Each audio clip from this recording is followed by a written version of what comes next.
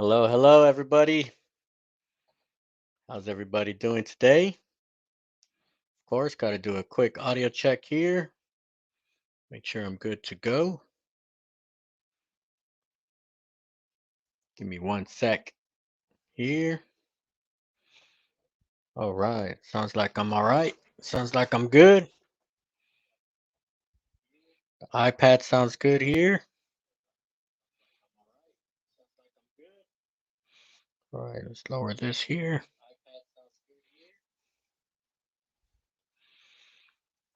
Hello, everybody. Happy Monday. Start of the week. All right. Of course, the best day of the week is today, Monday. Not only because this is like I know for myself as business owner, okay, this is where all brand new work, new information, new projects, new ideas happen on Mondays. All right. So of course, had an excellent weekend, especially preparing for today's show. Okay, today it's like information overload. Okay, it's 33 must know embroidery terms. And of course, when I was planning for today's show, I actually got more than 33 because I was just coming up as I was working on different projects. All right. I actually came up with, I have a sheet right here with 93 terms that I was going over with. All right. So kind of see my list here, my list here.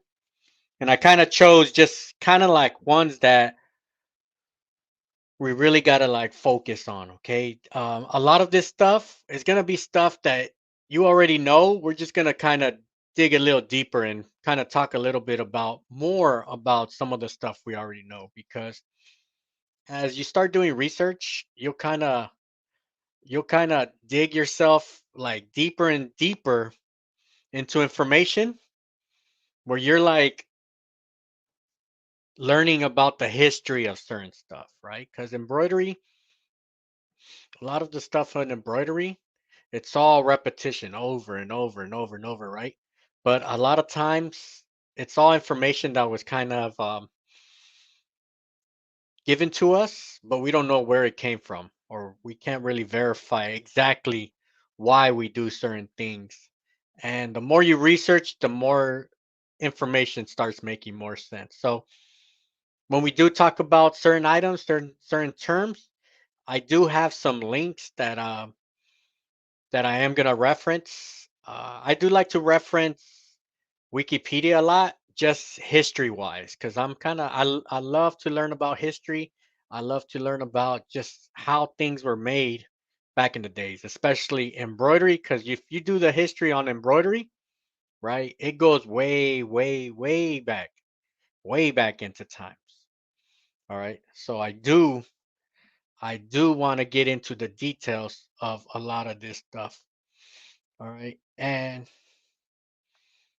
as I'm glancing on the comments here, all right, this one pretty much nailed it on the head right here, right? Hey, let me see. Oh, not this one, but yeah, Maryland from Ohio. All right, they kind of the comments move while I'm trying to click. All right, how you doing, Cindy?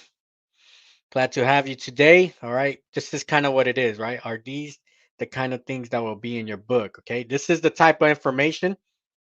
That's why I kind of push my book a little bit, because I want to go more and more into detail. I don't want to just put a lot of the generic information that you kind of see everywhere. I want to, like, if we're talking about a certain item, like, let's give the definition, let's talk about it, but let's go deeper into information on why certain things are happening. All right. So let me see. Bam. Oh, good to go here. And then this thing here, you kind of see like it looks like some random thing. That's actually the camera, just in case I gotta use my board here to give information. All right, I have that one ready right there, but just in case you're wondering what's that weird thing kind of hanging in the background. All right, that is my camera. All right, looks like we have a packed house today. All right, hello everybody. Kingsbury, Barb, Scott for tactical gear. All right. T Town in the house. All right, all right. Got everybody here. TNG, Ruth, Five Kings, South Carolina in the house. We got Omaha, Nebraska, Junior Ignacio Sanchez. Mine H, watching from Nigeria. All right. MBN from Virginia. All right, appreciate that. Maryland from Ohio. Anna, New York. All right, so we got the West Coast, Midwest, East Coast in the house. Juan Garcia, Puerto Rico. All right. Almita, Indianapolis. INDPLS, Indianapolis. Oh, and then JR, the Chinese were the first to embroider. All right. Phil VC.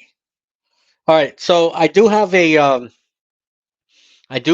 a Google Drive link that has all 33 terms that we're going to talk about today. And then right next to it, it has like links that if you want more further information, I have that. I'll bring it up towards like the end part of today's show. I still do want to add more stuff to it, but I do want to share some cool websites with you. Stuff that sometimes I know information, but for some reason, like my brain, I'm having like foggy memory, and I have to go back to the resources. So some of the websites I'm pretty sure you've all seen when you're doing your research. All right. We got Frank from San Diego. All right, that's where I'm from right now. Yeah, we're from rainy San Diego. Okay. We're still waiting for the rain. It hasn't I don't know if it hit hard like it's supposed to. All right, but Cali, we're getting hit with rain. I know up north, from like Irvine on up. Joyce from Philly. All right. Jam packed today. Julian, California. Before we start, just real quick, it's gonna take you half a second. Just hit that like. Okay. Let YouTube know that we are in the house, ready to learn all about embroidery. All right. We got Boricua, Haymarket, Virginia. All right. Richie from Santa Barbara. Okay, that's the city that I heard is getting hit with rain. Santa Barbara. I haven't been there in a while, but yeah. And then JR, talk about 50 years of hip hop. All right. Zito. All right. Let's get this party started, right? Because there's a lot of information today, right? And really, when I broke down a lot of this info, so you see all my list here today, a lot of stuff we could compact into like we could talk about 10 terms in like one little quick topic. So some of the stuff I am gonna combine and I'm gonna put them together because they kind of talk about all the same stuff. All right. Yeah, I can talk about terms. When we're talking about terms, really I can go like 6 hours talking about just stuff about embroidery, right? There's like a lot of jargon, there's a lot of industry language that we have in embroidery. And the more definitions and items that you know, the easier it is to kind of talk to certain companies, to digitizers. Okay, instead of just saying, "Hey, can you make it more tighter?" Right? There's certain words that if we use properly, it makes fixing certain items a little easier. All right. So let's get started right here. All right. So let me go ahead. Let me start with number one. All right. Let me pull it up here. Let me see what it is right here. All right. We'll start with embroidery term number one, okay, which this term pretty much revolves. This is this small connection is what embroidery is all about, okay. That is the stitch. Okay, we're gonna start very simple, and then we're gonna work our way up. Okay, so in embroidery, what we are doing is we are stitching. Okay, and do you know exactly what stitch do we use in embroidery. Okay, so we do stitch, right? We always say we have X amount of stitches. Exactly what is that stitch called? Okay, and of course, the stitch that we use in embroidery is the lock stitch. So let me pull up my computer screen here. All right, I have a, let me add this. I have a link here, Wikipedia. Okay, that I want to show you guys. All right, so when we're talking about a what stitch we use, okay, we use this one here, the lock stitch. So for embroidery term number one, we're going to talk about the lock stitch. So of course we're stitching, but we're being more specific, as in exactly what stitch do we use, right? We use the lock stitch. Okay, so here, and like I said, give me till after the show. I'm gonna post the Google Drive um, with the links that I'm using today. Okay, it's gonna have all the embroidery terms um, and the links that I'm using here. All right, just so you could use it, and then you could also add more links if you have any more links. Okay, you could have your own and kind of customize it yourself. All right. All right, so we have the lock stitch here, right? And of course, the reason why I like Wikipedia, just reading about information on Wikipedia, because you can see they have all these hyperlinks, right? Like if you want to talk about thread, if you want to talk about needle, right? And then it goes into like, it goes deep into like the history when when uh when the first needles were found, okay, about what year. Usually it's like in the BCs. Okay, so you can always go there and get more information, right, on this stitch, right? But for right now, we're just gonna talk about that we use the lock stitch here, okay? And then we're gonna kind of use this information to go into other items here. All right, so give me 1 second here. Give me 1 second. Let me pull up the next one. That was an easy one, all right? The lock stitch. And reason why I bring up lock stitch first is because now from here on out, everything revolves around this lock stitch, okay? Which is the stitch. We could just call it the stitch. We don't have to call it the lock stitch. All right. Let's pull up this one here. Okay. So these first three, they kind of come together, right? They're kind of like similar to each other. All right. So the first one that we're going to start with is, or the second one is this here, which is the rotary hook. Okay, rotary hook.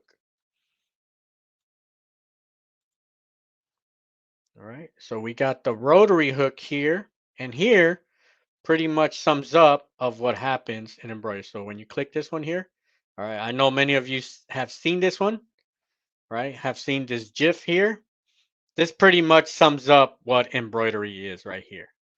All right, so that is the lock stitch in in um in a GIF here of what's happening, right? Of course, it's going like at super high speed, but this is pretty much embroidery in a nutshell right here. Like if you got to explain to somebody what we do, what is embroidery, this is what it is right here.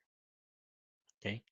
So you see that needle coming in, right? The needle comes in, it makes a hole in the garment. So you can see when it makes that hole, bam, it comes in, makes that hole, and then it connects with the bobbin there, right? And the rotary hook is moving the bobbin there, right? So the yellow thread, that's our regular thread, and the green thread that you see there, that's our bobbin.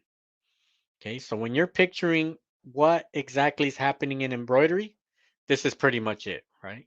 It took me a while when I started embroidery, like it took me a while to put this into perspective of exactly what's happening here. All right, so you could kind of tell why it's important to have correct tension. Okay, because we have the needle pulling on one end and then the bobbin pulling on the other end.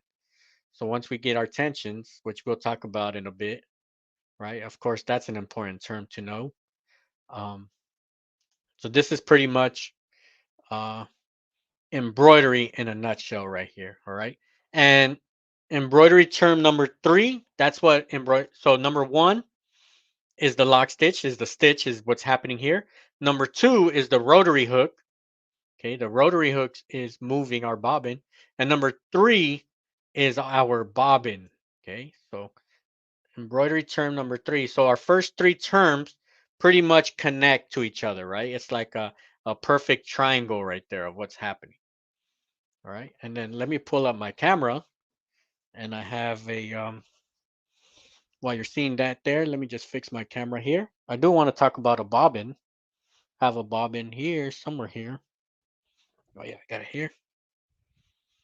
Okay, I want to show you some of the items we got to know about bobbins.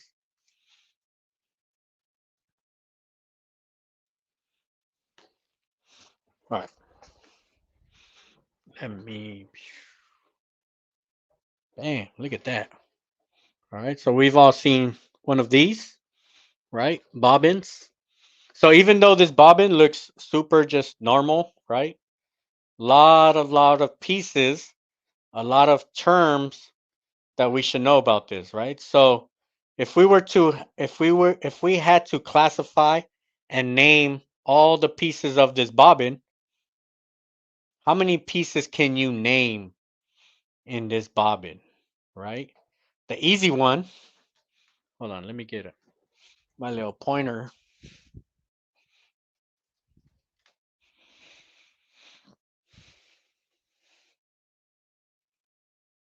All right, you guys see that good? Right? The easy one that we can name, right, is this little thing here, right? The good old fashioned pigtail, right? Okay, the pigtail, right? This little spring, okay? Who uses this spring right here? All right, does anybody use them or do you take them out? That's always a big question that I get. It's like, hey, do you remove that little blue spring? Okay. I use magnetic bobbins, so I remove the little blue spring right here. Okay. This is just an extra one that I have. Even if I use the paper one, if I use the paper bobbins, I'll remove the blue spring. So pretty much I remove the blue spring forever. Um, for most of my items. Um, actually, let me rewind that one. If I'm using the paper one, okay, I haven't used paper bobbins in like years, right? If I'm using paper one, I am gonna use the spring. What I'm not gonna use the spring if I have paperless bobbins. Okay. I don't know if you've ever used a paperless one. Okay, we've used it for a while until we went with magnetics. Once we went magnetic, we never went back. So we just buy a ton of that stuff. All right. But the important part here on this bobbin, all right, can be found right here. So we have 2 screws, right? We got 2 screws. And one of these screws is pretty much the most important part, one of the most important, at least top 3 important item in our embroidery process, right? So we can have like 20 plus $1,000 embroidery machine. Okay, but this screw right here, okay, this screw right here is your tension spring. It's controlling our tension spring, and our tension spring is this guy right here. All right, this little piece right here pretty much controls everything about our embroidery. Okay, so we got to learn how to control this guy here, right? It's one of like my more popular videos is setting tension. Okay, I think that's a question I'm gonna get like for the rest of my life is how do I set my tension on my embroidery machine? All right. But pretty much once you understand how tension works, okay, it all makes sense. Like it's super simple and easy to control your your bobbin tension. All right. So that's our bobbin here. Okay. Let me see if I have a link. Okay. I'm still adding more links also. So give me 1 second. Bobbin. Oh yeah, I do got a link. All right. Let me pull up the link real quick. Give me 1 sec. All right. Let's move this here. Bam, right here. Good old AllStitch. All right. So you can really use any website, right? Any wherever you buy your consumables. Okay. Here you can see on the left hand side. Okay, it's pretty much all your like what type of bobbins you need. All right. For embroidery, we use the style L. Okay. I know for my post bed machine, we use style M. Okay, but for the most part, for your regular multi-needle machine, you'll use style L. Okay. Then of course you could use different colors. If I'm doing like black on black embroidery, like on a hat, uh, I'm using black bobbin. Kind of covers up everything, makes everything look a little neater. Okay, it's no big deal, but you'll see that. And then white is usually your normal one. And then here, your bobbin style, right? You got your cardboard magnetic core, which we use, right? So right here, you could just click on magnetic core. It'll show you the magnetic ones. These are the sideless, all right? I haven't used these in a while. I know a lot of people that love the sideless. Like for some reason, they get kind of like better tensions. All right, it all depends on your preferred. Okay. Bam, bam. All right, bam.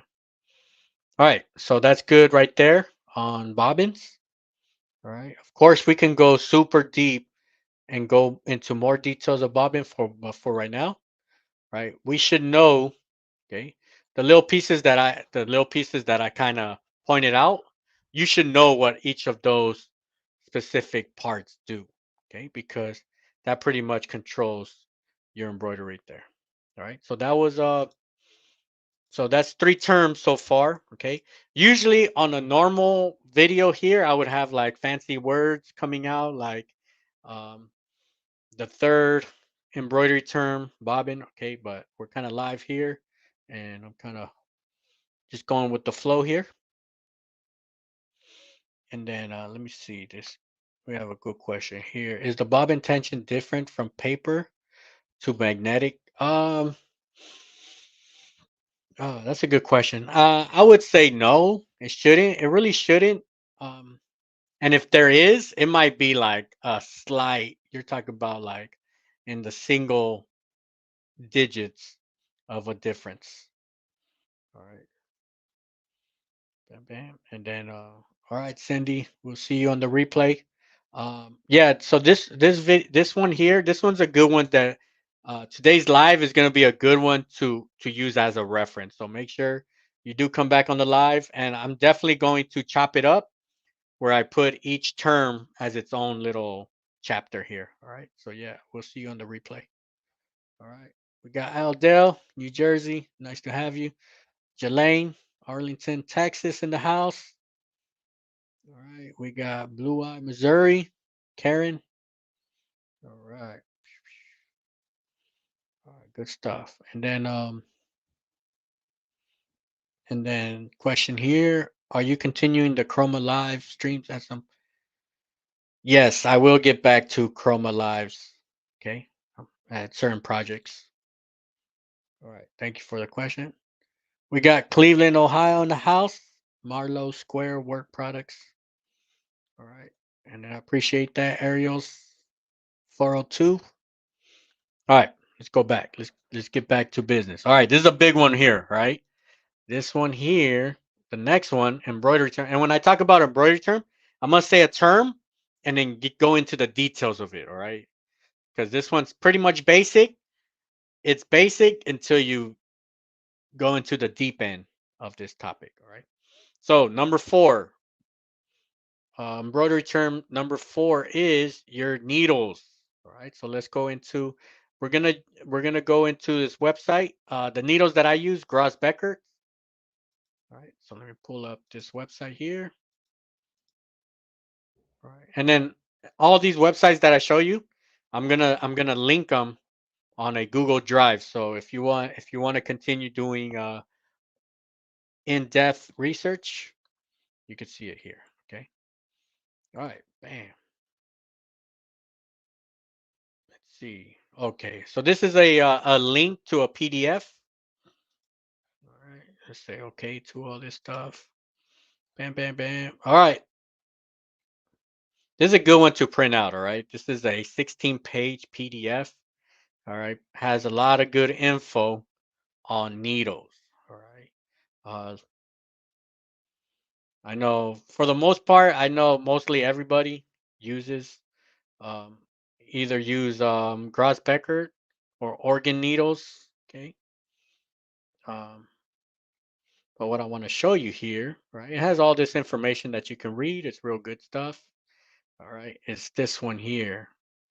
Um, let me zoom in. Oops, wrong one. All right. So this page here, right? It's like super, super vital information here because I don't know about you, but when I first started ordering my needles, right? It's like a million different needles that you can buy, right? And then I bought some where I bought like the incorrect numbers and just had to like take it as a loss.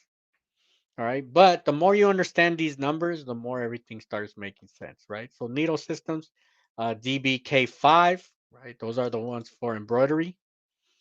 Um, and then they have different versions, right? The versions. Um, but this one here, okay, it tells you the difference between DB1. So I know you can use DB1s, right? But the most part you could use DBK5s here, and then it shows you exactly what's the difference. Okay, so here it's pointing out it's a larger eye. All right, and then here you can kind of see the needle here, super zoomed in. All right, and then you can see a long point R. It's a little longer. All right, but here is where the big information's at here. All right, so here we have three types of DBK5s. All right, but for the most part, these first two are the ones that are more popular here. Right, you have the standard one, which is the chrome one, and then for hats, okay, this is the one I use, DBK5 GEBEDUR. Okay, the big thing about that, these are your titanium nitride or just titanium. Okay, titanium needles. All right, so of course, 3D puff is always a big question, right? What needles do I use for 3D puff? All right, that's the one we use. But for the most part, for regular like embroidery, okay, you could just use the chrome. All right, for the most part, we're using a lot of 7511 hats, 3D puff, 8012s needles. All right, so just a bunch of information here.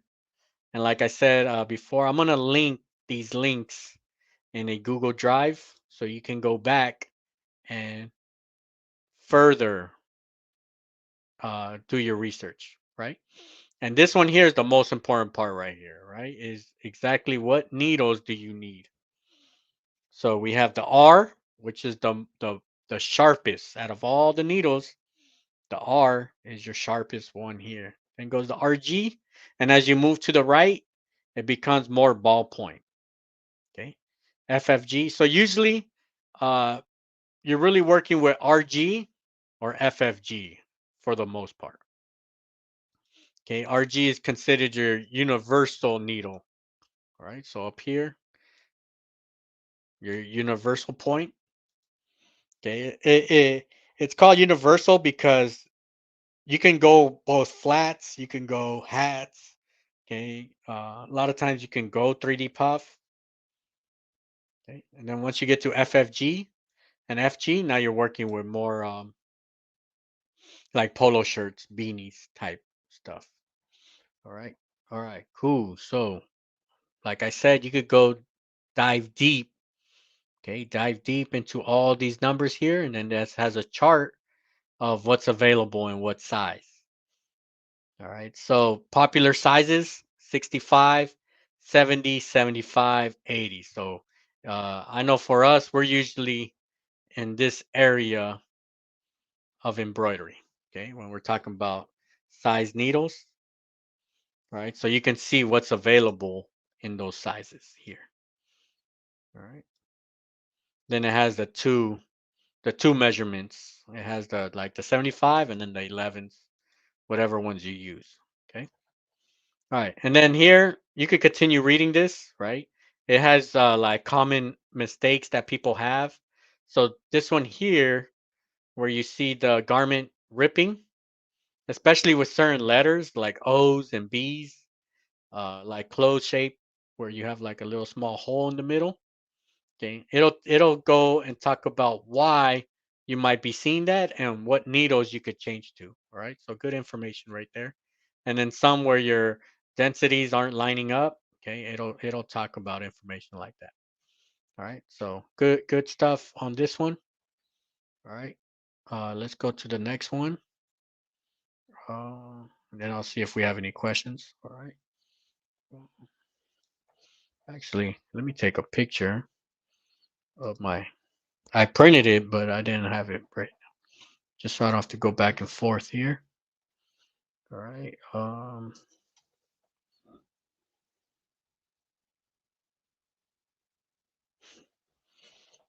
right. Got my phone right here.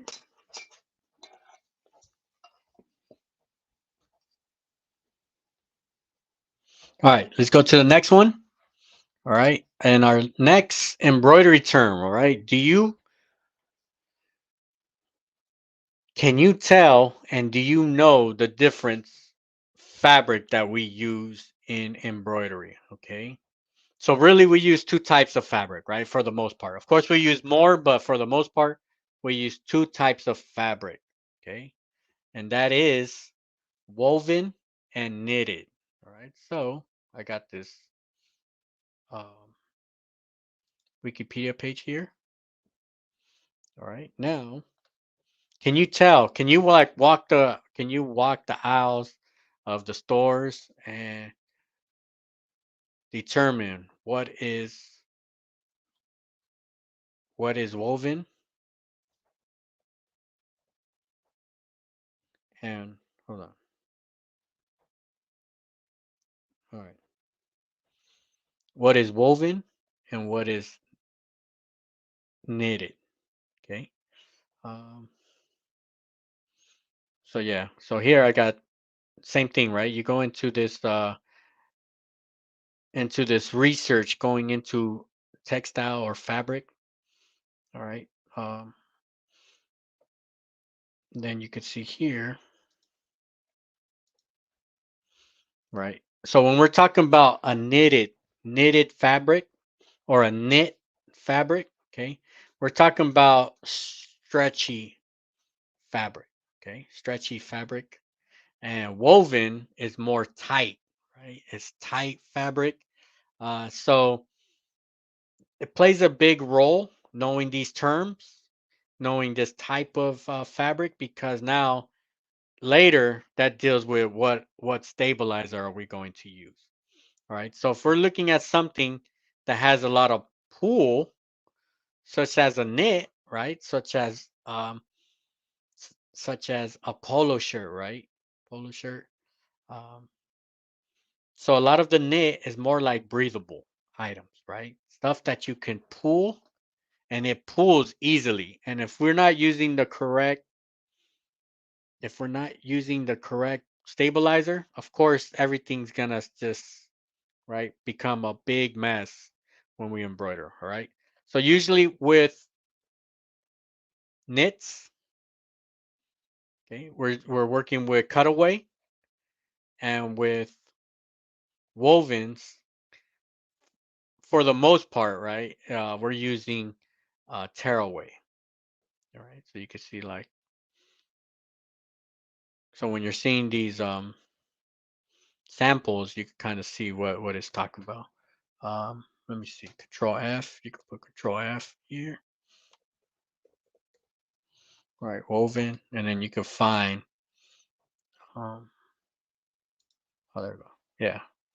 So you could kind of see how the wovens are more like a weave, right? It's more tight when we're talking about that, right? So of course, very important information that we got to know. All right. All right. Let's kind of transition now. Let's talk about number 7. Okay. Embroidery term number 7.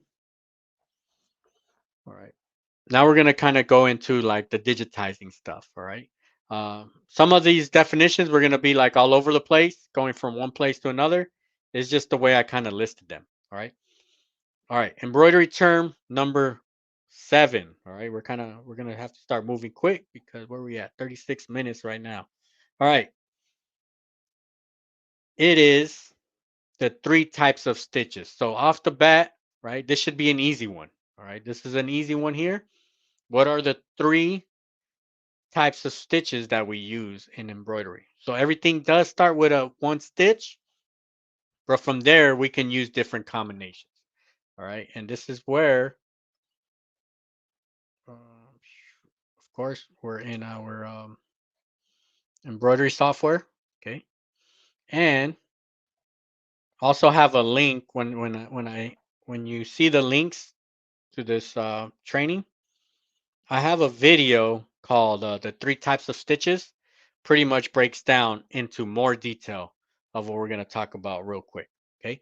But the 3 stitches that we use, of course, the most basic one here, right, is the run stitch.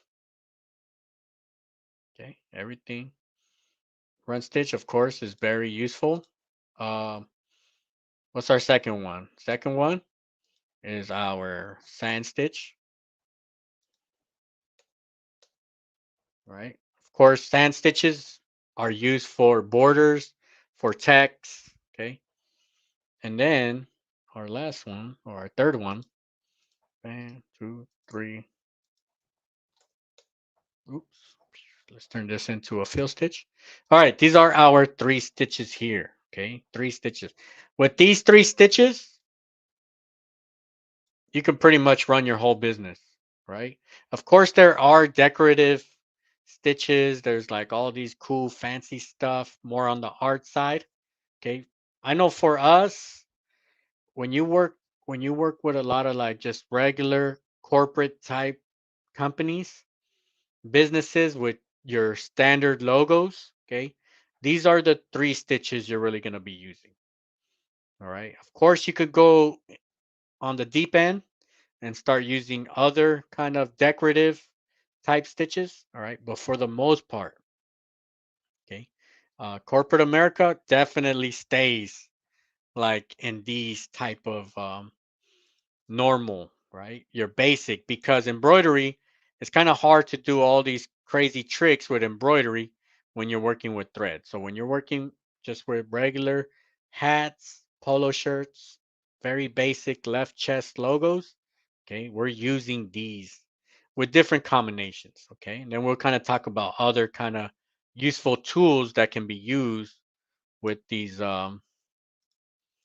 stitches, all right?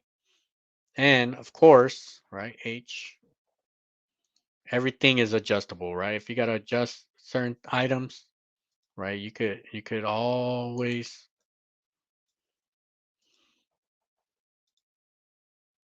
that's kind of like my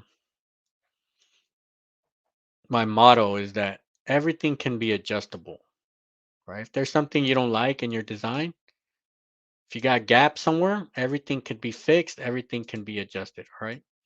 All right. All right, so that was an easy one, all right? The 3 on our 33 embroidery terms, all right? Your 3 types of stitches, these are the 3. Run stitch, aka walking stitch. Okay, you'll kind of see it with different names. Um, your sand stitch or your steel stitch, right? It also has different names. Sand stitches can also be zigzag stitches. Okay, if you take away density, right? So let's make this like density instead of a 0.38, make it a 2 millimeters.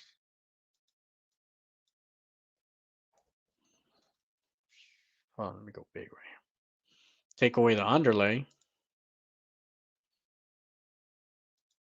right? It turns into, so stand stitches are kind of like the same as zigzag stitches, all right? It's just different names, different terminology. Okay. All right. With this being said, the next three kind of deal with these items here in this category. All right. So number 8. Okay. So 7 was the three types of stitches. Number 8, stitch length. Everything has a stitch length here. Okay. So let's start with our, we could put point. So here, these little dots, I'm showing my needle penetrations here. So you can kind of see it here. So that's going from one stitch to another one. Okay. So everything can be measured. All right. You can measure here. Everything has a stitch length. Right here it's 1.02. Okay. Eventually, um, let me Control Z this, make them straight. So it's easier to show you stitch length. Okay. So here, bam. You could always measure. Okay. You could always measure. Bam. This is showing about 2.48. Should be 2.5 about here. Okay. And how do we know that? Because here on my settings, stitch values length 2.5. So if we move this to a 2, right? There's times where you want your walking stitch to be a little tighter. So if we go at a 2, all right, you measure this. Bam. We're at about 2 right there. Okay. So that's our stitch length there. And then our stitch length on our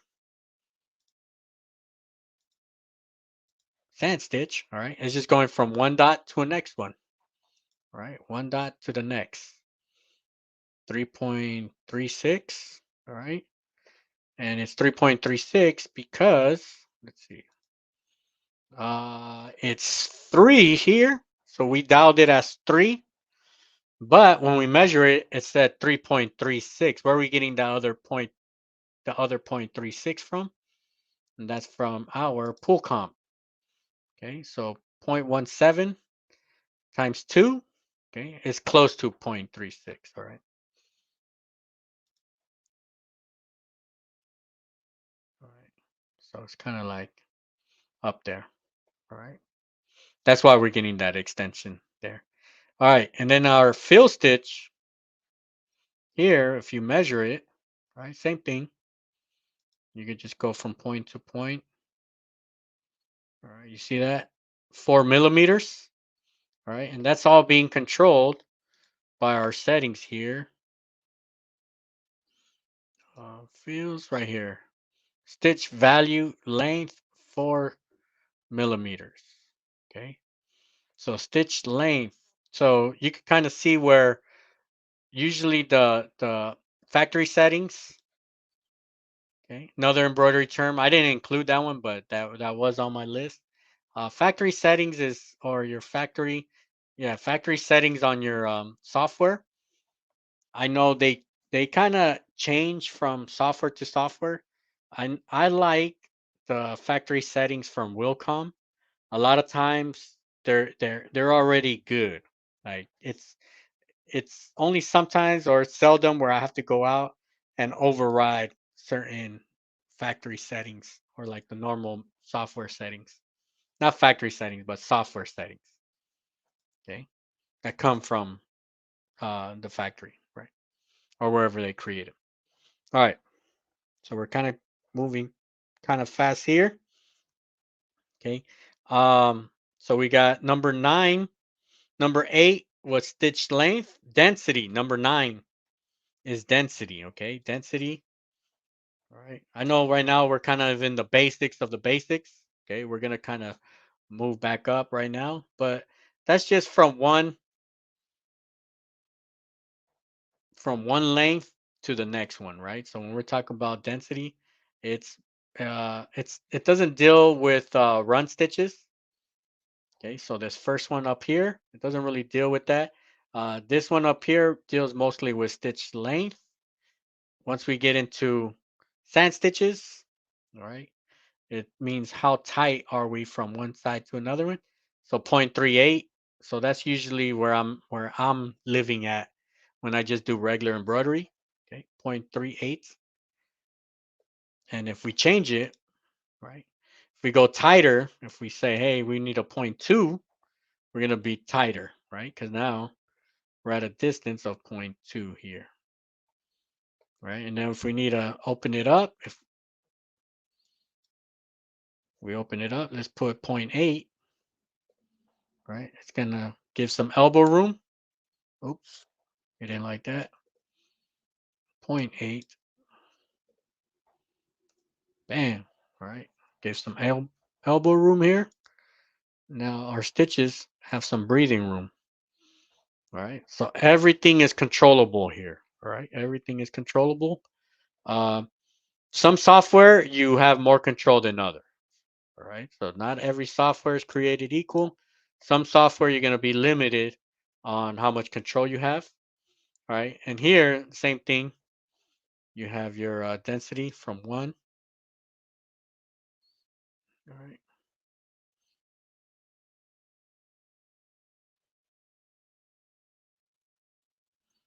Bam, right here. It's about zero point 0.4. All right. And then when we come to it, spacing 0.4. Okay. So everything. So you see here, our fill stitch is being controlled by our density, which is called spacing here, and our stitch length for here. All right. So sometimes density on softwares or just embroidery in general, they might change the name in certain items. So here, instead of calling it density, they just called it spacing. All right. But as long as we know the terms, we could kind of we know what they're talking about here. All right. Same thing here. Spacing on our sand stitch, they're talking about density. All right. All right. Let's go to our next one. All right. This is another easy one. This is stitch angle. Okay, stitch angle. Um, a good one here is our fill stitch. So we can control where we want our stitches to run. Right. So let me delete these first two. Okay. So here, H, I have it at. Let's put it at a 15-degree angle. All right. Let's put our stop down here in this corner and there. Okay. So if we play it. Hold on, let me take out our stitch angles. I mean our underlay. Yep, sorry. All right, and then let's speed it up. All right, so you see how it's moving from left to right at a 15-degree angle, right? So we're controlling that there. All that's being controlled. And then if we want to change that, H, right, we could put it at a 90-degree, right? And then let's see what happens there. It's gonna move from up and down. Okay. Now, why is that important? Why is controlling your stitch angles important, right? Because we just talk about this one right here. All right. Controlling stitch angles is important because sometimes your fabric, the way your fabric's laid out, um, sometimes you don't want to match your fabric's angle exactly to your embroidery, or else you might get some unnecessary pulling. Sometimes you want to be at a slight different angle than your fabric. All right. A lot of times with certain PK polos, okay, if you zoom in to your polo, you'll see that your garment or your fabric or your polo shirt has a certain angle also. Okay. So sometimes you want to shift it to like a 15-degree angle. All right. All right. That was an easy one there. All right. Now let's talk about objects.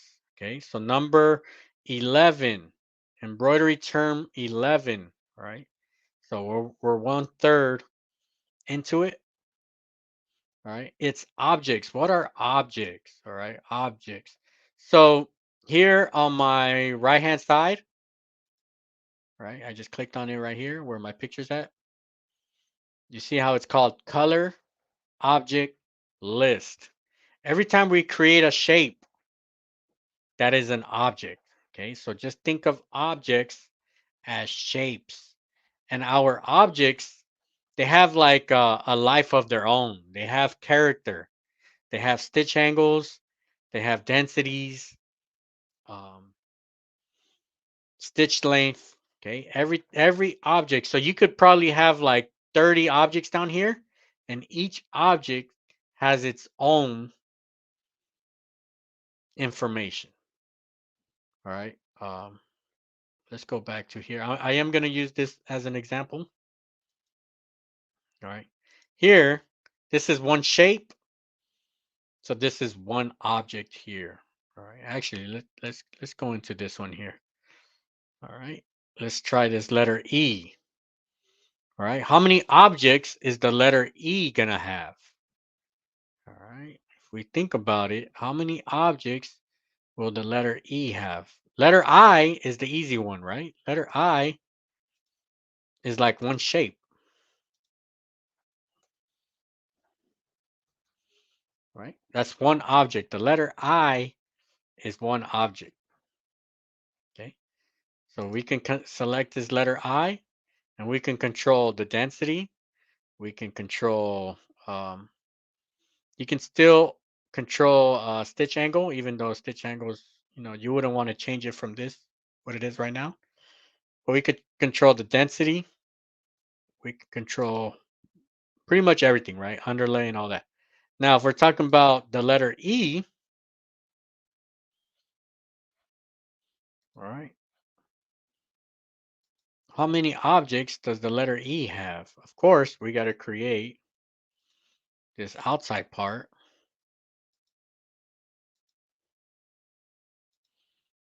right? That would be one here. And then we still got to create our inside part here, right? So the letter E would have two objects together, all right? So when we're talking about objects, so if you say, hey, select all your objects, that's what they're talking about, is select each one of these, okay? Or select your objects for the letter E, okay? That's what it's talking about, all right? But when we're talking about, especially letters, letters is just a combination of objects, all right? So the letter S, this is all one, right? One object, unless you break it up into pieces. But for the most part here, it's going to be one object. The letter A, okay, how many objects does the letter A have? It has three, right? It has the left, right, and the bridge in the middle. Letter N, one, two, three. Letter D, one object, right? So these are pretty much easy. When I have one object, it's real easy to digitize, right?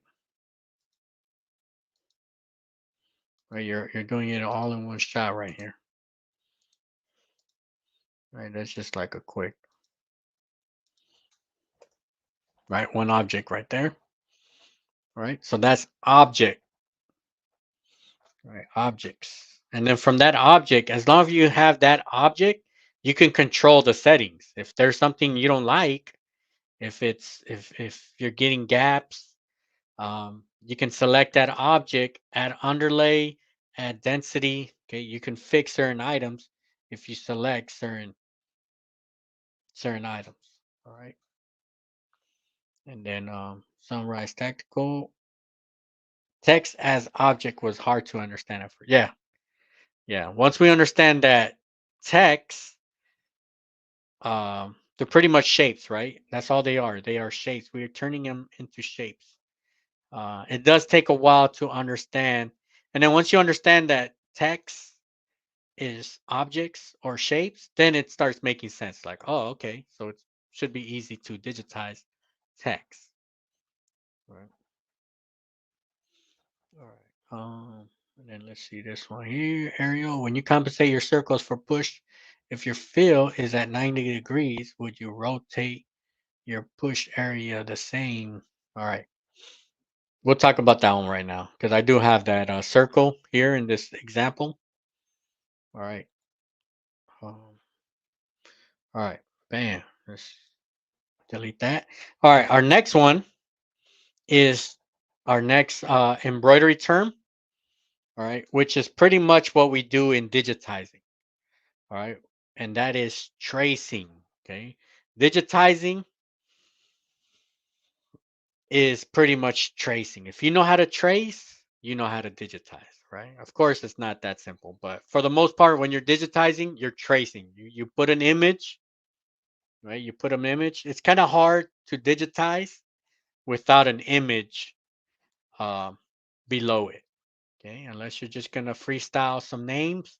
For the most part, logos and designs, it's gonna be very difficult if you're just designing it off your head, right?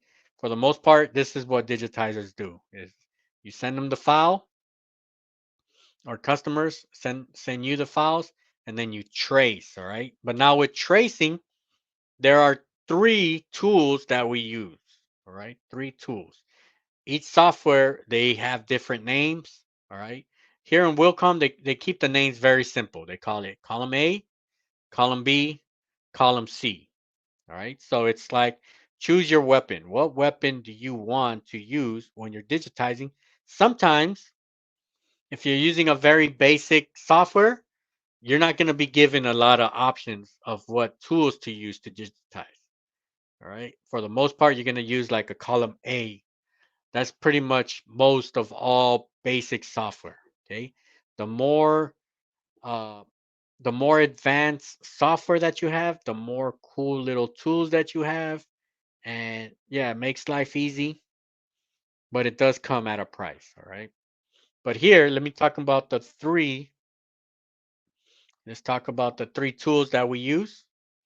All right. Of course, column A, which is your most basic, simple one. And that's just going from one side to another, right? One side. And then it's telling me what's the measurement. That's why it's very popular because it tells you the measurement. When you're clicking, okay, so here it's gonna tell me I'm at 1.55 here, right? And then you can, right? And then when you click here, you're also setting the stitch angles. Okay, you're setting stitch angles. So you're killing two birds with a stone. You're setting how much of a distance you have and stitch angle, right? So you got it right there. Of course, the letter I is the easiest one there. All right. Column B, okay, that's my favorite one. All right. You do one side first and then you do the next side. So let's say I want to do the outside of this E. I'm just going to trace. So you see how quick I'm just doing it? All right. I just did one side and now it's telling me, hey, do the second side now. All right. And I'm just going to do it here. All right. This one here, very simple. Sometimes your stitch angle comes out all weird. So you could just select it, Control H, right? Now we set our stitch angles. You could set stitch angles, right? And it'll kind of adjust. All right. That one there is your column B. Very useful, especially kind of like in objects where both sides are not equal or they're kind of like different shapes on both sides. Very useful. Okay. And then column C, also called a steel stitch. All right. You're just connecting the starting, or let me go back even before we start that. Since I already selected C, you could set what's your stitch length, right? So it's telling you it's a column stitch. Okay, column stitch. So here, if I put 1.5, all right, this is also one of my favorite ones here, especially for borders. All right, for borders, very cool, very useful. Um, but you select one side. I've already selected my stitch length 1.5. So I put the start, take it all the way to the end point. Right, bam. It's gonna make it right there for you. Cool thing about this one, all right? Cool thing about this one, you can control the stitch length. So if I want it wider, let's say I want to double it to 3 millimeters, all right? Bam. Okay. This one very useful for let's go here. Very useful for borders,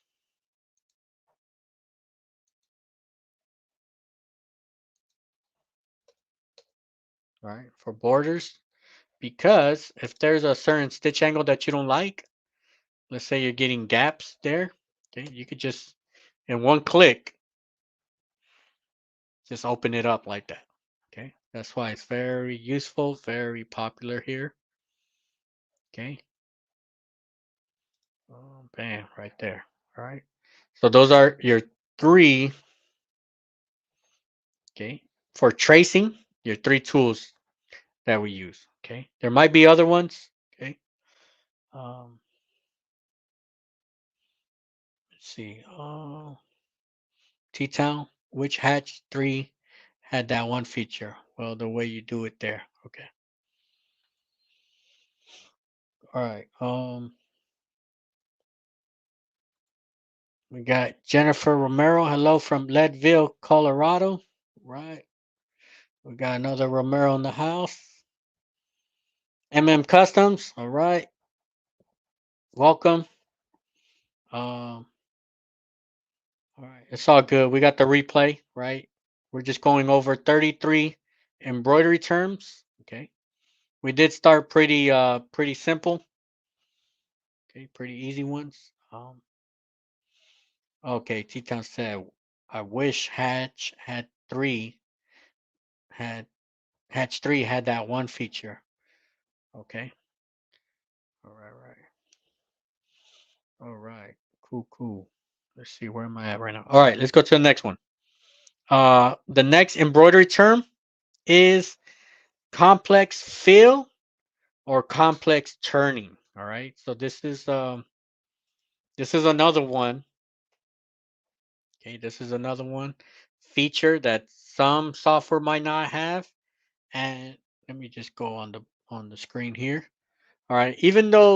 Some of even though not all softwares have a lot of these settings, it's good to know because your digitizer will have some of these settings. All right. So that way, if you want your design to look a certain way, you could tell them, hey, can you put the stitch angles going this way, right? You know what can be done. All right. So a lot of times knowing that, knowing the possibilities, you can kind of explain things uh to digitizers, right? Only if necessary, right? There's times where it's necessary. All right. Let's go to complex fill. All right. So for number 13, it's like embroidery term number 13. It's like a 2-for-1. All right. I'm saying the complex fill slash turning. So you can see here we have a complex fill.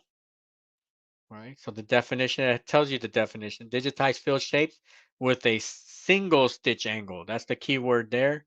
Single stitch angle.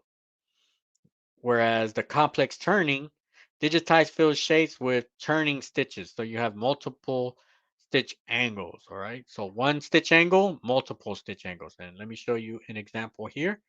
Um, Actually, let me show it to you in this one. It might work on this one, maybe. Let's try it out. I haven't tried this out, but we'll try it out. Um, let's do. All right. For the most part, if we're doing a fill stitch here on this design here, let's just trace it real quick. I'm not gonna get it like picture perfect. All right. Of course, if I was doing this one, I would kind of zoom in, Make sure my corners are there. All right. That closed it up. Enter point, enter point. All right. So here, I'm just using your complex fill. We only have one stitch angle, and then we can control that stitch angle. Oops. H. Right. Let's put it at a 45.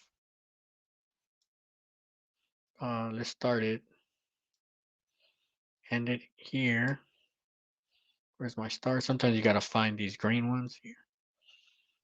All right. So you can see how my stitch angles is all going in one stitch angle. Let's color it black so you can see it. And then let's push play. Oops. Let's take away this underlay so we could just see it play from the beginning. Right. So you see how it's just running in one stitch angle. Everything is going to be done in one stitch angle. For the most part, it works, right?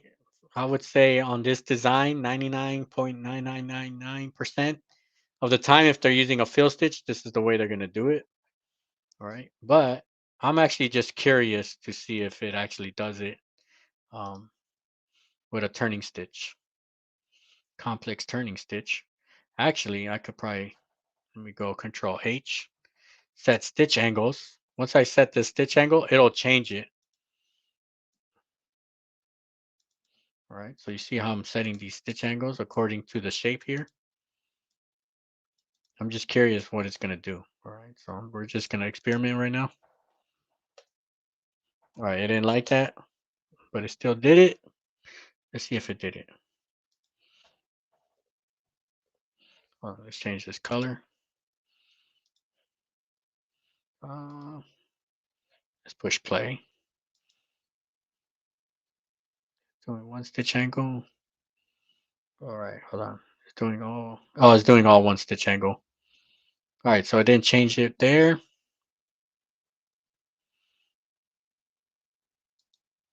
All right. Actually, we would have to make a hole. Let's make a hole in here. Um, Add a hole. All right.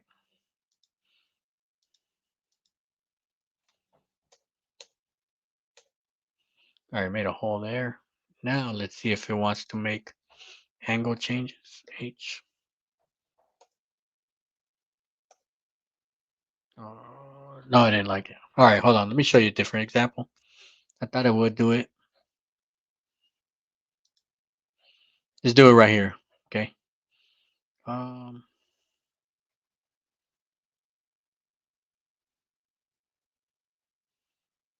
right. Let's do the complex fill first.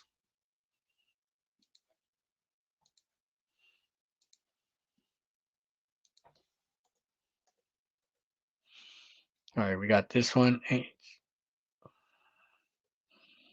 My stitch angle. Put it to 45. All right.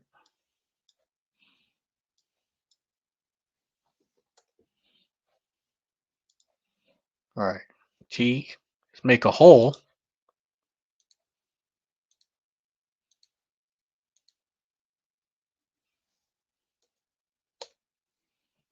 All right. So it's doing this outside part, right? As you can see, it has one stitch angle. Okay, it has one stitch angle. You can see a play here. Take out this underlay. H. Yep. All right. See, I was doing one stitch angle, right? But let's say we want to control our stitch angles. So right here, one stitch angle. Um, but if we want to control that, we'll use the complex turning. So Control H kind of allows me to do my stitch angles.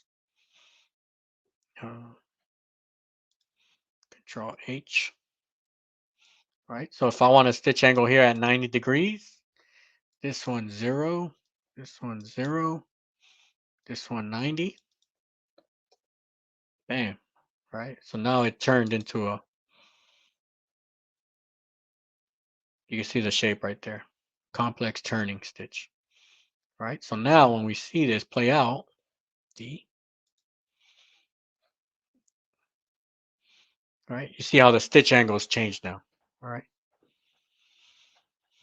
Useful in certain situations, all right? Useful in certain situations, okay? So that one there, embroidery term, that was number 13. That's our complex fill versus our complex turning, all right? So fill has one stitch angle, turning has multiple stitch angles, all right? All right, cool. And then, thank you for this question. Catskill embroidery is the digitizing machine specific? No, because as soon as you send, I do like this question too.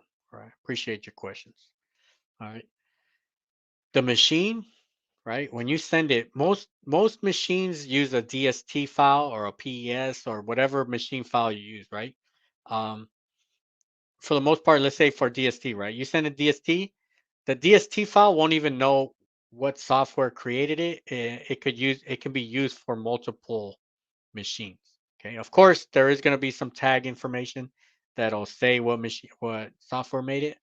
But for the most part, your machine, as long as it's DST, is going to say, all right, let's go, let's stitch it out.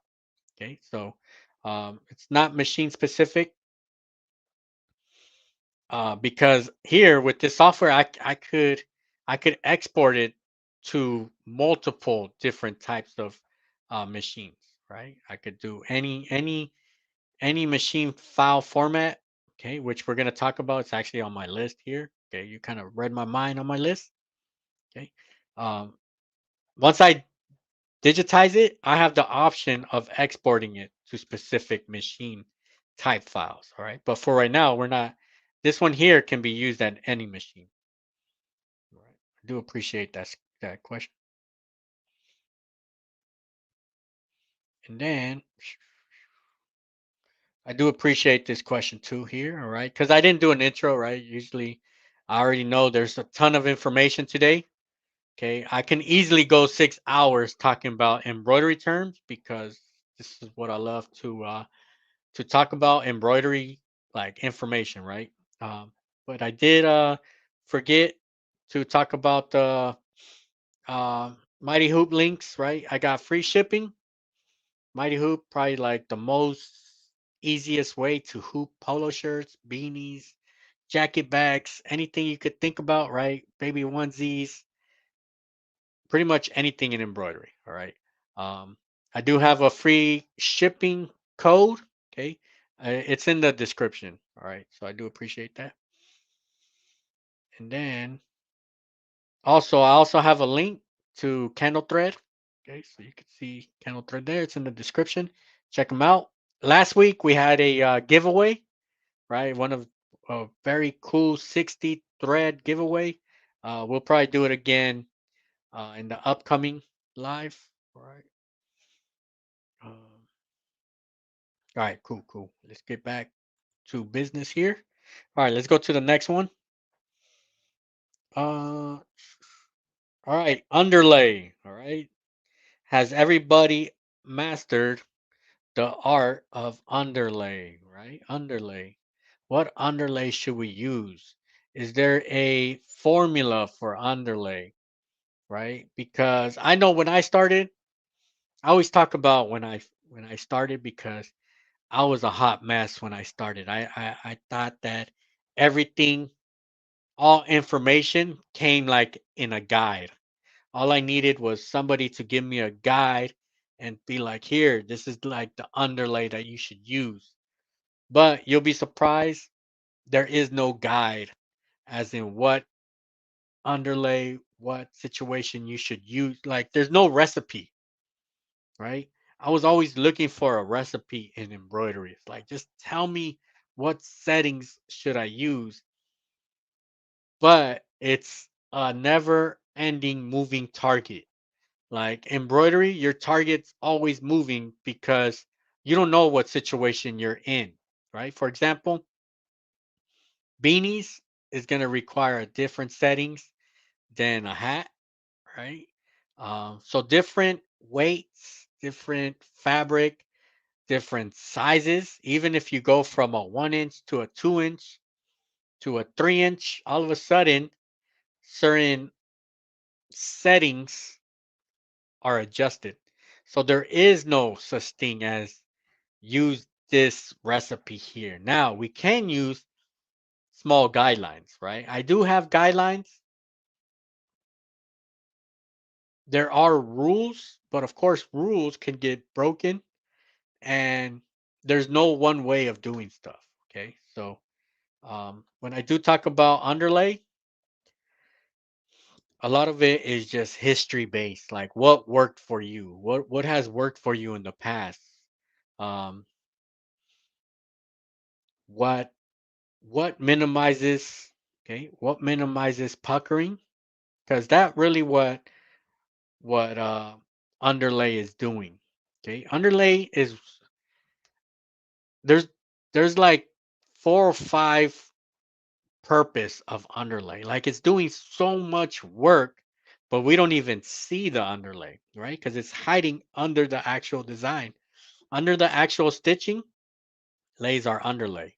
All right. So I know in previous shows and previous live, I compared underlay to our framing of our house, right? So our framing, we don't really see framing in the house, right? You see a nice, beautiful house. It looks strong.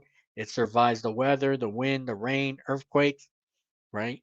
The reason why it survived because the framing. Same thing with embroidery. Okay. When you throw it in the washer, the dryer, when you beat it up at work, when you take it through extreme conditions, hot, cold, uh, salt water, and it's still in place, okay, I would say that it's because of the underlay. The underlay is holding everything together, right? So, for example, let me show you here.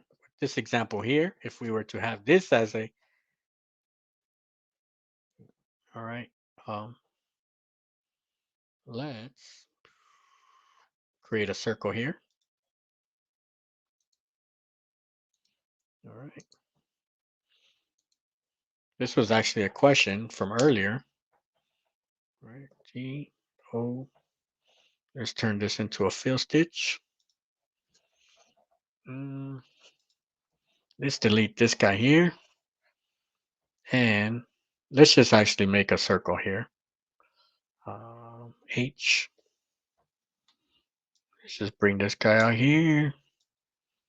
This guy. These two nodes, we can select them at the same time and just pull them together. Oh, nope. I didn't like that. All right. Never mind. I didn't like that. Put this guy back here.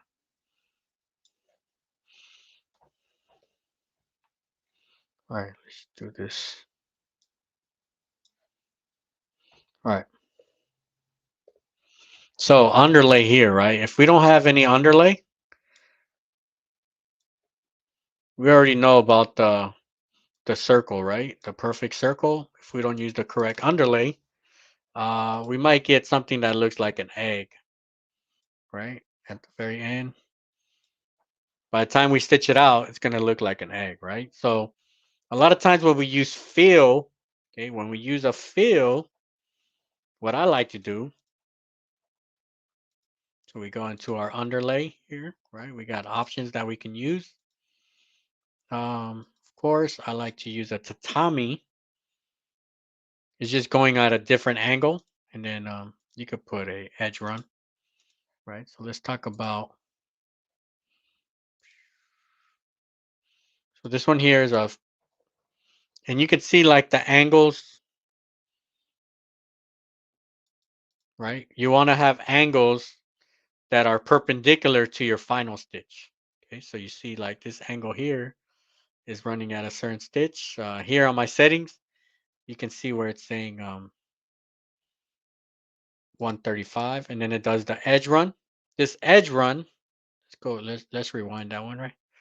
You kind of see that edge run running right here. Okay, I like this because it kind of secures that border right there, all right? And then see, you see how it's running from the stitch angle? It's running perpendicular to our underlay. So that's why I like to think of our underlay as our framing, because same way with our framing in our houses, a lot of times the joists, okay, they're running perpendicular to where we're gonna put our boards on the floor. All right. And the more stretchable, or whether we have a knit or a woven, right? Depending on the stretchability of our fabric, that's what's going to dictate how much underlay do we need. So of course, if it's more stretchy, more fluffy, such as a beanie, okay, we're going to require more underlay, all right? More framing, more structure underneath. And that'll just hold our embroidery for long-term use. Okay. Uh, and then, hey, my body, you should create an underline guide. Okay. We should. I could use it for certain situations. So I'll say, hey, like starting points, right? It's not like, hey, use this for every project that you have. It could be like a starting point, like a beanie. Have like this is a good idea because I could do like five samples, right? Beanie, polo. So like the difference with the same logo and just different scenarios. So put that on the to-do list for videos. All right. I got like 20 or 30 videos that I have a list of like videos that I need to shoot that would be perfect. Like when I get good questions, um, I want to turn it into a video. So I'm gonna put that in there. All right. Um, all right. Cool. Cool. And then Scott Sunrise Tactical. Do the Navy equipment manual still have the theory of operation book, as in FC back in the so the Navy hasn't changed like forever. So whatever you did in the 80s is probably the same manuals, a lot of the same equipment that we had back then. We probably have it right now still. All right. All right. Cool with the questions. All right. Let's keep on pushing because we got a lot of information. Let's see what number we're on. Underlay. All right. Number 15, keyboard lettering. All right. That's an easy one right here. Right. Keyboard lettering. It's our favorite, or at least one of my favorites, right? So when we talk about keyboard lettering, that means you could just go into your software, right? For the most part, it's like shortcut. I just type it right here. All right. But what we could do, we can just type in whatever we want, select our font. Okay. Now we're limited to what fonts we can use, right? We can't use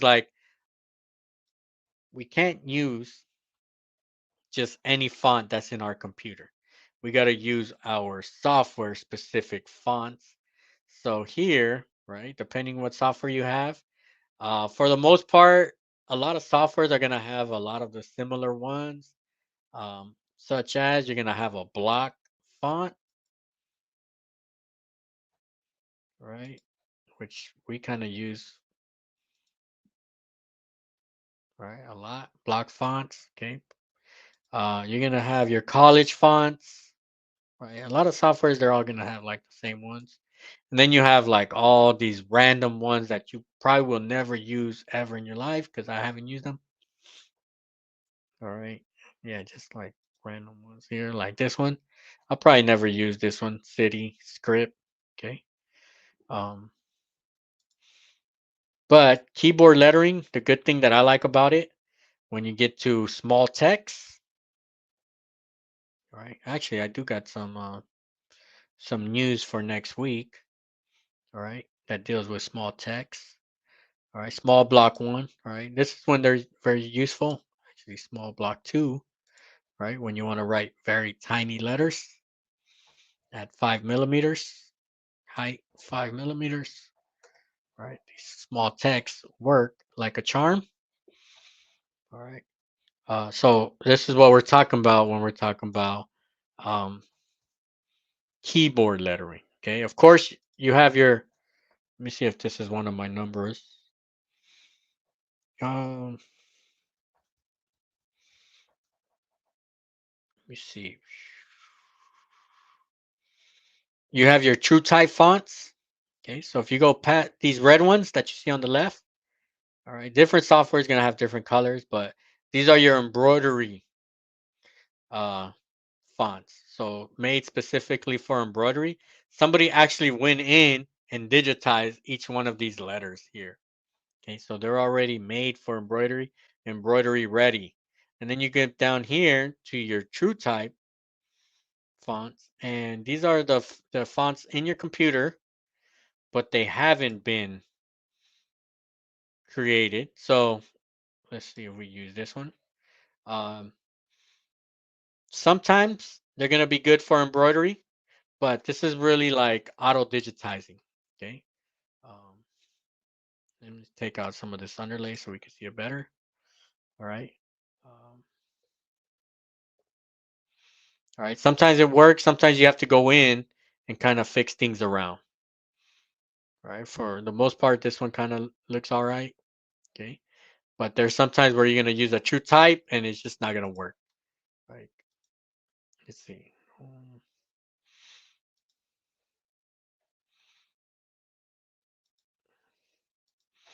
See if I go ancient. All right. Let's make this one a little bigger. We went super small on this. 10. Right. Sometimes they work. Sometimes you got to go in and kind of fix things around because stitch angles are all messed up. All right, that is our keyboard lettering. All right, and number 16 is the three types of fonts that we use. Right, we use for the most part. Right, this is kind of going into like graphic designing. We have three types of fonts that we use, and of course, I have a video that goes into the detail of this. But in a nutshell, we have our block fonts, our regular one. This is a very popular one, avant-garde. All right. So these are consider our sans serifs. So it doesn't have any of the decorative ends, little pieces on the foot. Then we have our serifs. Let's type in SCR. Bam, right here. Okay. With these, with the little legs or the little feet, right? And then we have our cursive. So each one of these, they have different rules, as in minimum size that you have. Right? These are our script fonts. Now we have more curves. Okay. Um,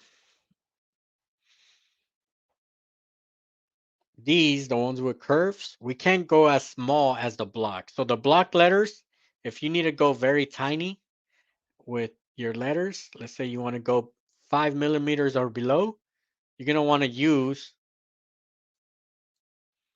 your block letters. So let's go right. If we want to go super tiny, all right. If once we go script, we're gonna have to bump up the size a bit. Okay, it's not gonna work because the needle's moving different angles. All right, we're kind of moving different angles. The needle doesn't really have enough space to make these tight turns from one stitch to another. All right. Then here, so our three types. Um, all right, so we have block, serif, block, which is sans serif, our regular one, serif, and then our script fonts, right? Um, so each one of these have limitations, but if we want to go super small fonts, we want to use these without all the fancy um, serifs on it, right? Scripts, of course, very popular, but we're gonna have to bump up the size a bit. Same way with these here. Okay. All right. Bam. Let's go to the next one. Number 17 is envelope. Okay, envelope is right. So if you're familiar with graphic designing, you've seen like this envelope. Bam, let's go mama, because that was a popular one there where we used the envelope, right? Let's bump this up. How big should we go with? Let's go 10 inches, right? Cool thing. Uh, let's turn this college. So when we're talking about envelope, let's do that one there. Um, most softwares have this, the letter art. Here it's called letter art, but these are considered your envelope. Right, bam, we did this one. So I did an episode a while back where we kind of made this H, and then you could kind of control. You want to you can control your envelopes here, right? So this is what's considered envelope. It kind of gives it a like a certain design to it, right? You could do it like this crazy stuff here. Bam, this one here, pretty cool. Okay, so you have all these options right here. All right. Once you find one that works for you, okay, you could probably stick with that one. All right. I think I just like this one here. Bam, just the one. Yeah. H or O. Then you kind of play with it. All right. I know when I made the mama sweater, I did it like that, and then mm, yeah, we like broke it up into pieces. But this is what's considered envelope, right? So if you want to put a little decorative, uh, especially for like collegiate type sweaters, okay, this is kind of like the ones you want. You can kind of play around with the settings and move it around a bit. All right. But let me see. We just break this apart, break it apart, then select it. Let's simple offset 0. Oops, 0. Number. Let's see. Hold on. Give me 1 second while I'm doing this. Uh,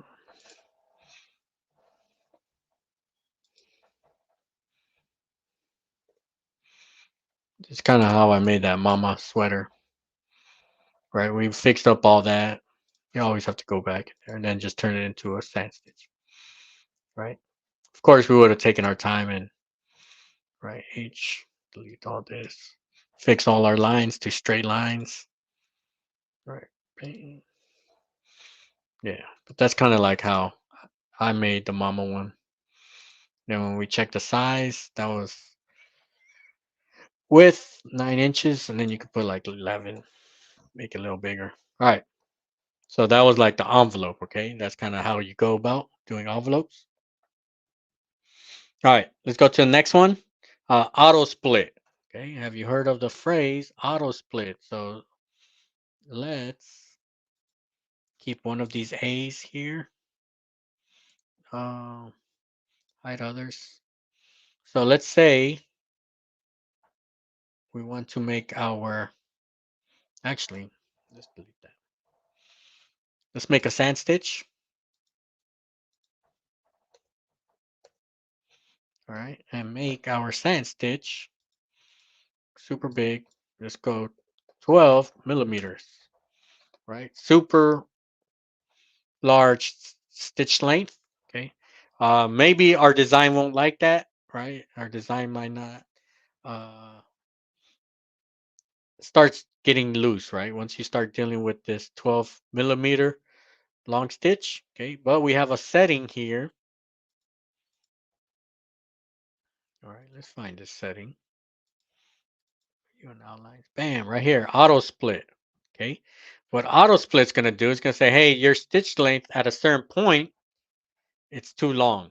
Okay. So if it's too long, we could protect our design, put an auto split, and you can see how our sand stitch has now been cut into pieces. All right.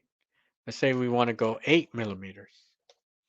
That's saying, hey, we don't want to go above 8 millimeters in our design. All right. So it's going to kind of protect your design, maybe your machine, because what if your sand stitch is at like a 20 millimeter, way too long, right? So this auto split will kind of protect it. All right. Now, if we are at, let's say we are at 8 millimeters. Okay, 8 millimeters, the machine can do it perfectly fine. All right. In those situations, we want to remove our auto split because we want to have the cleanness of a sand stitch. All right. So usually when I'm below 10 millimeters, I remove auto split. If I'm gonna go above 11 in certain situations, I'm gonna turn on auto split just so my machine is not doing anything crazy. All right. All right. Let's go to the next one. Branching. Okay, branching. Of course, one of my favorite ones. Find branching. Let's unhide all. Unhide all. Delete this. And I like to give a quick sample with branching with the letter E. Okay, I know we've been using the letter E a lot today. But branching, what we're doing here is combining objects and turning it into one object. So we talked about how this letter E has two objects. All right.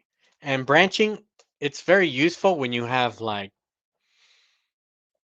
10, 20, 30 objects and you want to combine them into one. All right. This is just like a simple way of seeing what branching is. Okay. Um, you already know how much I love branching. All right. But what branching is going to do, so right here we have two objects. You can see I have one, two, and then when I select both objects, hotkey is I, but it's right here, branch, automatically sequence and group like embroidery objects. Right. So it's automatically going to sequence it, but it's gonna ask me for some of my inputs. It's not just gonna automatically do it. It's gonna ask me or the digitizer, hey, give me some info to make this branching the way you want it done. Okay, so once I click it, down on my left hand side, it's going to say, hey, where do you want to enter from? Okay, so if I'm going from the letter I to the letter E, most likely I'm going to start from this part of the corner. So I'm going to start here as my starting point. And then it's going to say, hey, where do you want to exit from? Okay, I could either exit from this part closer to the G, or if I want this middle part of the E to stitch out last, I could select it there, but I'll rather put it here. Bam. And now you can see my right hand side, it has created one object. Okay, so it creates, so what branching is, it creates multiple objects and it's going to create it into one object and it's going to find like the best way to stitch it out. Right, so when we push play, let's do that a little slower. All right, so it's going to do bam, that part, that part. All right, so very useful. Less thinking that we got to do. All right, especially um, situations where just think of like a tree, right? That's why it's called branching. Think of a tree where you have like a bunch of pieces of the tree, such as the branch, and you don't want to take so much time and try to figure out um, what should be first, what should be second, right? Mapping it out. You could just branch it out, and it's gonna do everything for you. All right. All right. Let's go to the next one. Offset border. Okay, very useful one here. Sometimes when, let's say, let's do a closed shape sand border. All right. Let's say we want to duplicate this so we could do the outside. All right. So let's put duplicate. All right. So now I have two. Let me change the color of this.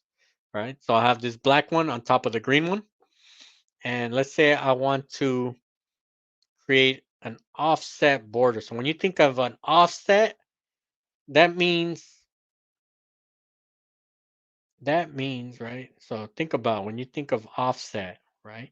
That means it's gonna like either open up, it's gonna keep its same ratio, but it's either gonna open up or it's gonna get smaller, right? So if we want to match this ratio to match the outside of our circle, right?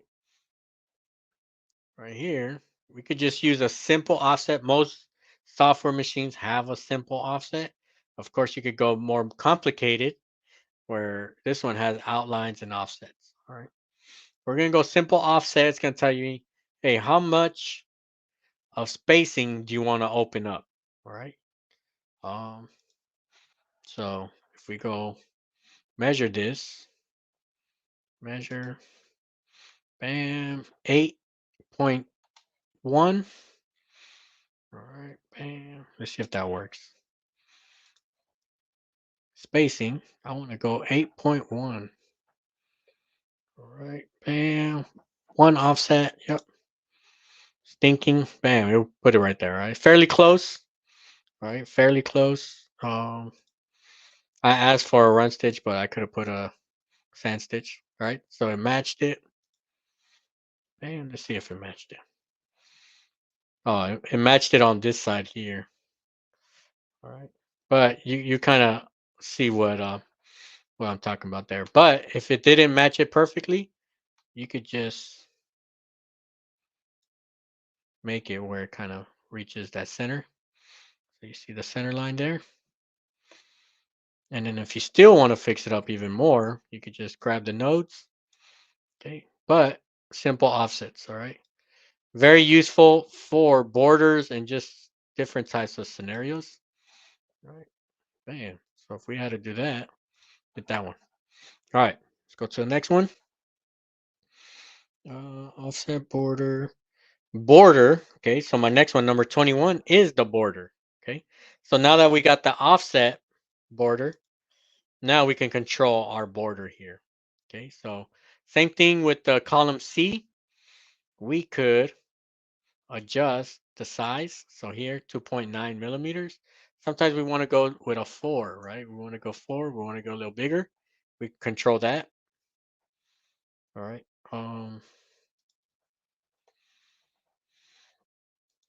There's going to be another sample where I'm going to talk about this border here. But for the most part, all right, it goes with the offset. Okay, so the offset is 1, and then the border where we can control the border.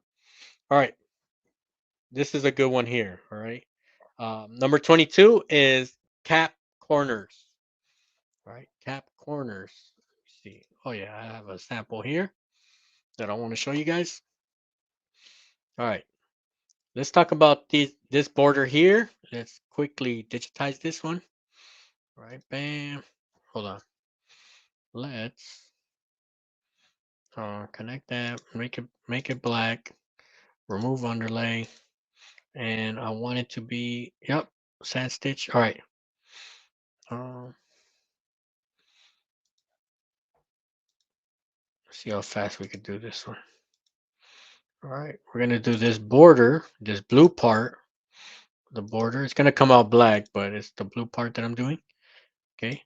This one here, we could we can control how our corners are gonna look.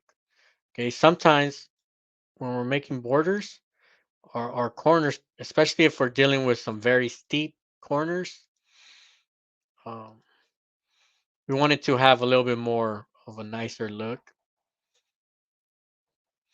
right? So sometimes here, these corners could have like a shank type look, all right? Sometimes we want to say, hey, let's put a cap on these corners right here, all right? And same thing, like some softwares have it, some don't. All right, I'm going to take out these fractional spacing miter corners and put these cap corners here.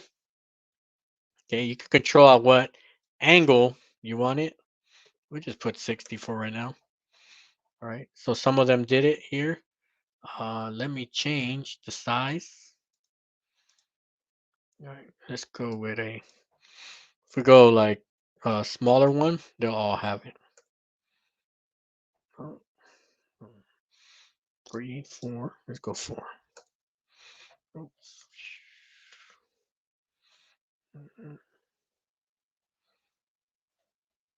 Let me just change the setting. Max length. Let's put a 10.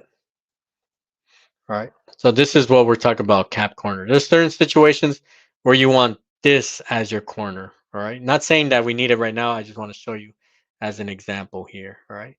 So we have an option of controlling our corners. Okay. You can also lap your corners, as in this one. Okay. Or also called, um, well, let's talk about this lap corner because we can control how much overlap we have. All right. I think 0.8 usually is a good number. Okay. And then if you want full overlap, you could just put these full ones. Sometimes it works. Okay. A lot of this is just experimenting. All right. But you can only experiment if you know what tools are out there. All right. So the more tools you know, the more you can experiment. Sometimes you can say, hey, let me see if this works. Okay. Sometimes you don't sometimes certain angles don't look right. All right. All right.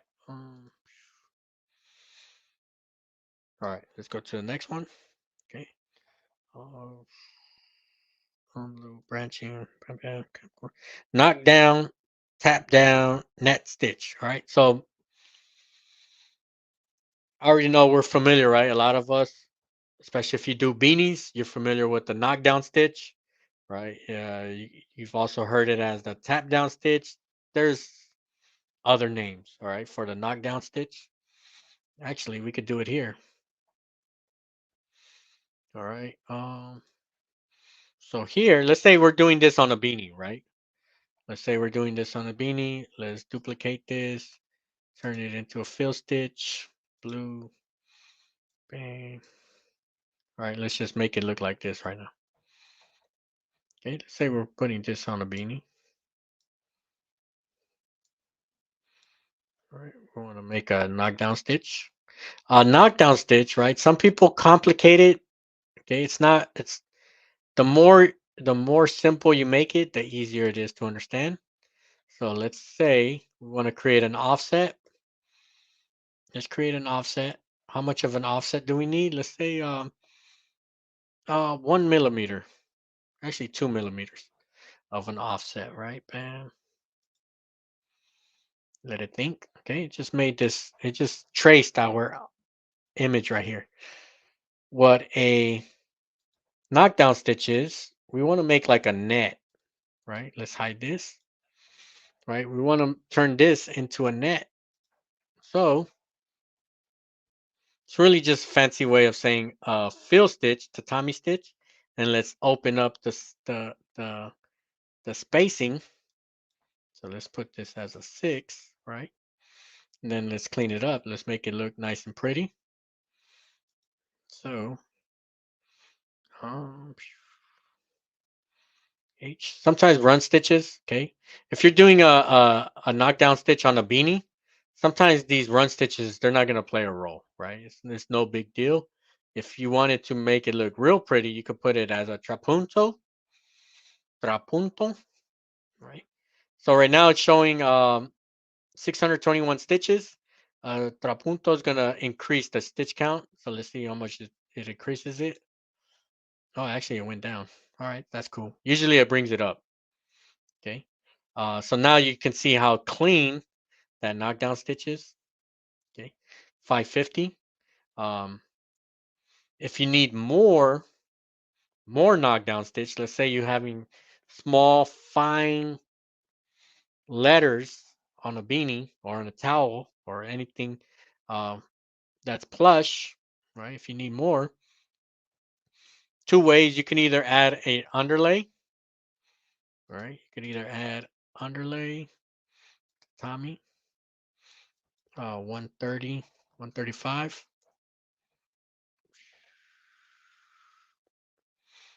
Spacing, make it 6, right? Or if you need even less, you could put 10, right? The only thing you got those run stitches running through, right? Because we're not going to put a trapunto on an underlay. Or you could put or let me delete that, take out this one. Or we could duplicate this, right? And change the stitch angle. So here, stitch angle of 135. Put a stitch angle of 45.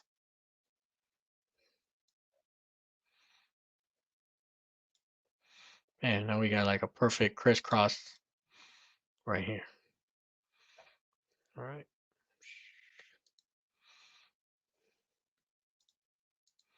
Let's say all right. Now your design is going to pop out. All right. So that is your knockdown stitch.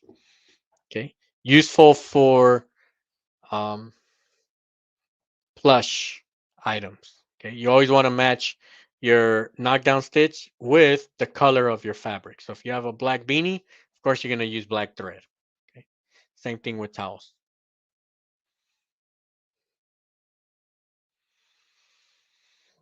All right. Hello. What's the difference between embroidery studio versus designing? I, ES. So embroidery studio is the ES. Designing is like there's different versions of embroidery studio. Designing is like the top tier, and then there's like 3 other ones below it. All right. All right. Hey Jesse, how you doing? All right. Nice to have you here. Bam, bam. And then here, Ariel. I think you had to leave, but just FYI, uh, I'm gonna post a download Google Drive with the notes that I'm using and the links that you could kind of go with. All right. All right. All right. Let's go to the next one. XY coordinates. Okay. XY coordinates. Let's go a little bigger on the screen right here. All right. Really, embroidery or digitizing, your machine is reading X and Y's. All right. X and Y coordinates. Let's delete these. Let's delete some of these. All right. And what do I mean when we're talking about X and Y? Everything starts here, right? 0, 0. All right. Right here, I'm telling it where to start. All right. Sometimes you can change where you want your start stop. Okay. Here, usually, most of the times you have it at 0, 0. That's where you start at. But if you ever have to change it, um, like for us, for hats, we like to change our auto start end, okay, to down here, bottom center, right? Bottom center. That way, it's easy for us to trace and put our design as low as possible for hats. So you'll see here, it'll change it. Now I put our start here, bottom middle. Okay.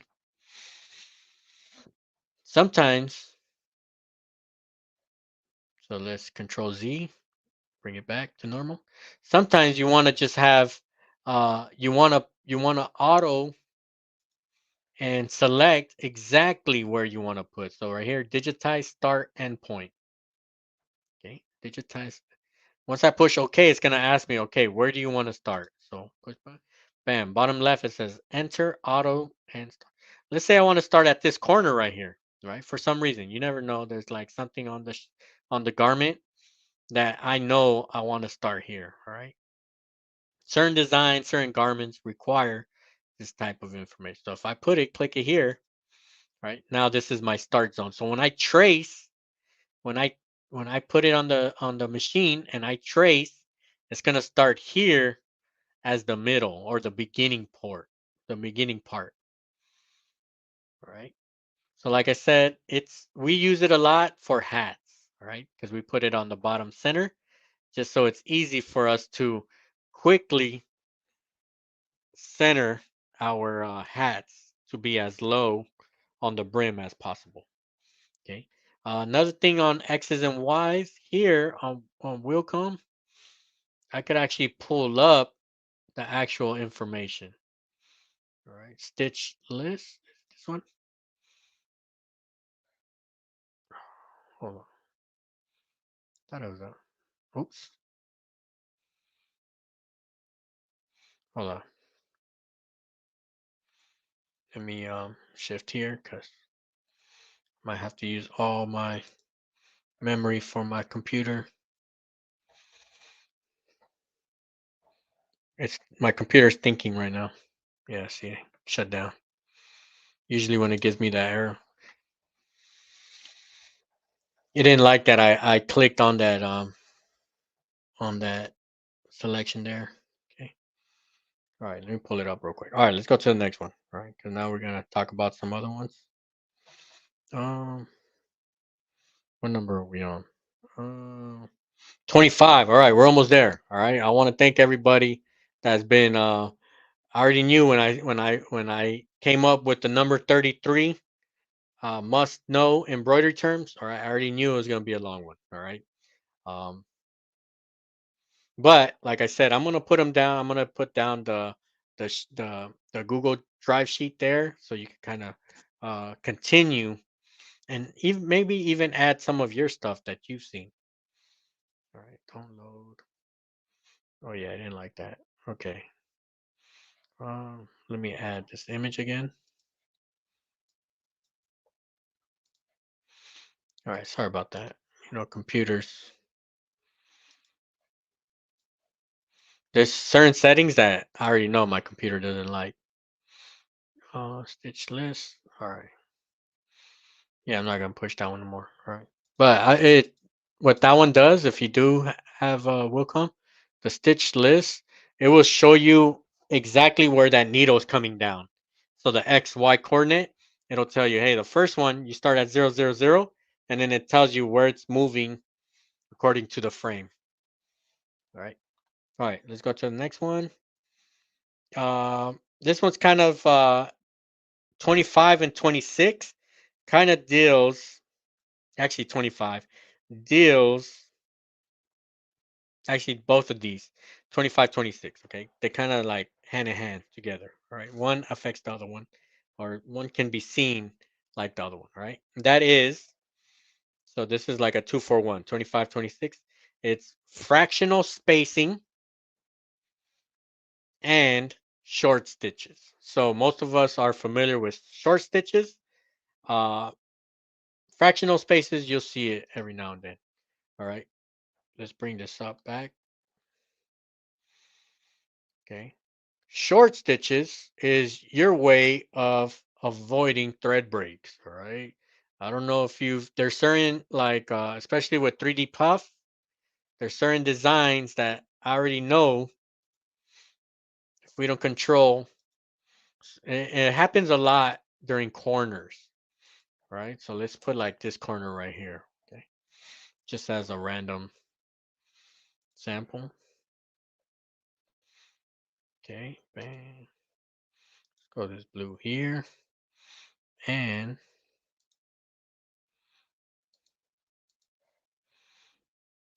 let's make this a little bigger. Feel special. Let's go 6. All right. So here, let's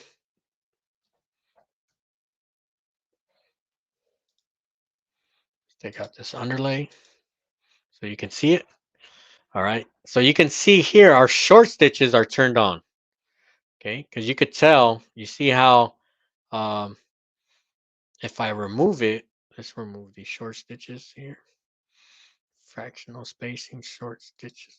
Bam. Look at this right here. All right. So in a normal world without short stitches, this is how our stitches would look. It would be coming from one side to another. But you can see how tight these stitches are going.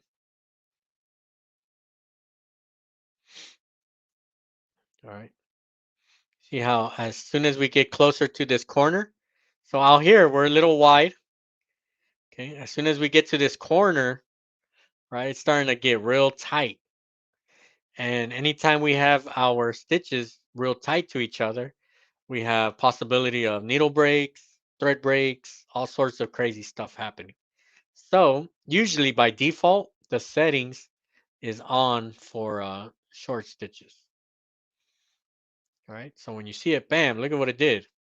Instead of being side by side, it's going to say, hey, instead of coming right next to you again, I'm going to give myself a little room. Okay. And this space is so spread out and so minimum that you don't really see it happen. Okay. You can't see it. It's not obvious with the naked eye. Okay. Here in the software, we can see it because we can see these needle penetrations here.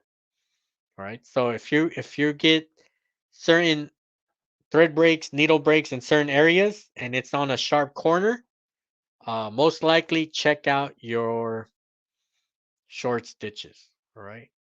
And then your fractional spacing, even out stitch density along inside and outside edges. All right. So same thing. It's gonna kind of give it some elbow room here. All right. It's gonna give it some elbow room. So avoid thread breaks or needle breaks. All right. Very important, especially with 3D puff, when you have kind of like strong density, strong packed of thread on top of each other. Okay. So that one was like two very similar, but they're doing kind of two different things. All right. All right. So that was okay. That was 26, 27. All right, 27. No matter what. Okay. I actually don't need the screen for this one. All right. As I change for the next one. All right. 27. No matter what software you use, and this is just with any software, right? Not just with embroidery software, but with like I know with Photoshop, Illustrator, anything, any software that you use, okay? It's all about hotkeys. Your hotkeys. Okay, when you're using anything, even like Excel, Word, anything you're using, you should always be using hotkeys and learning your hotkeys. So if we're talking about embroidery software, every software, of course, has its own hotkeys. Um, just learning your hotkeys, all right? That's the big one there. All right. Just make you move faster. Usually in a manual, okay? In a manual, it'll have a list of all the hotkeys that you use. Maybe I'll make a video on Wilcom and the other ones also on hotkeys because super useful. Um, yeah, it'll save you hours and hours of just repetitive movements because that's really what we're doing when we're working with software. It's just a bunch of repetitive movements that we're using. All right, let me pull up the next one. Um, let's take a picture of this. All right, we're almost there. Got some good info right here. All right, number 28. Okay, 28. This is a big one. There's actually four terms in one. All right, 28, but they all go hand in hand. All right, flagging. Okay, flagging, looping, bird nesting, puckering. Okay, but a lot of this happens because of flagging. Okay, actually both flagging, looping. All right, flagging very common with when you hoop. Right, when you're flagging, anytime you hear that phrase flagging, that means your fabric that's under the needle is kind of doing this. Right, your fabric's moving all over the place. My big reason why I went to Gen 2, I use Gen 2 as my hat hoops because of flagging. Okay. Um, especially when we were doing a lot of dead caps, we would get a bunch of flagging. And I noticed when we use the Gen 2 because it has 3 points of contact on the hooping, okay, versus 1 point of contact with the regular hat hoops. Okay, you have 3 point of contact holding it. Okay, because especially with detailed designs, when your fabric is moving all over the place, right, the needle could kind of jump into different areas. All right, so when we have flagging, you can kind of have bird nesting, puckering, okay, and with looping. When we talk about looping, okay, so it's four. It's just four kind of bad words in embroidery: flagging, looping, bird nesting, puckering. Okay, looping is when you get those loose threads.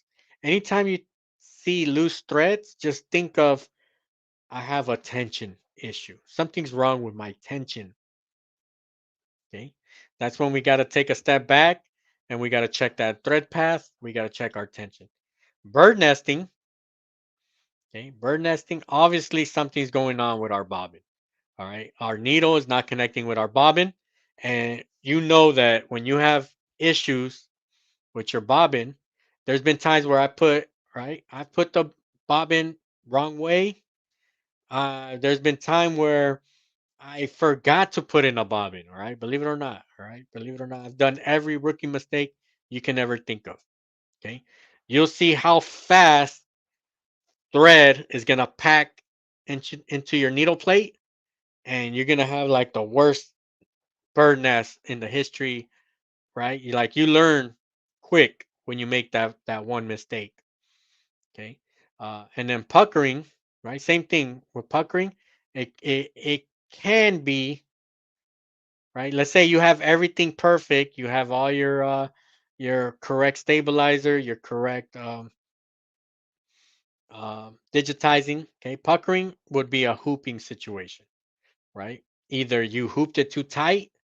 Okay, that's why I like Mighty Hoops because Mighty Hoops I don't even think, right? I don't have to deal with dials. I don't have to kind of measure how much. It's just automatic. It's like once it snaps, bam, it's game over. All right, let's go ahead. Let's do it. Okay, so flagging, looping, bird nesting, puckering, right? But flagging, the main one was flagging when you have fabric kind of doing this under the hoop, right? Sometimes it's hard. It's hard. There's certain fabrics, certain things that you're gonna get flagging. You want to minimize it, all right? You can minimize it. Biggest best way to minimize it is with correct hooping. Okay, sometimes you got to use those clips, right? You got to clip stuff around. You got to be kind of in certain situations, right? You got to kind of think outside the box to avoid that flag.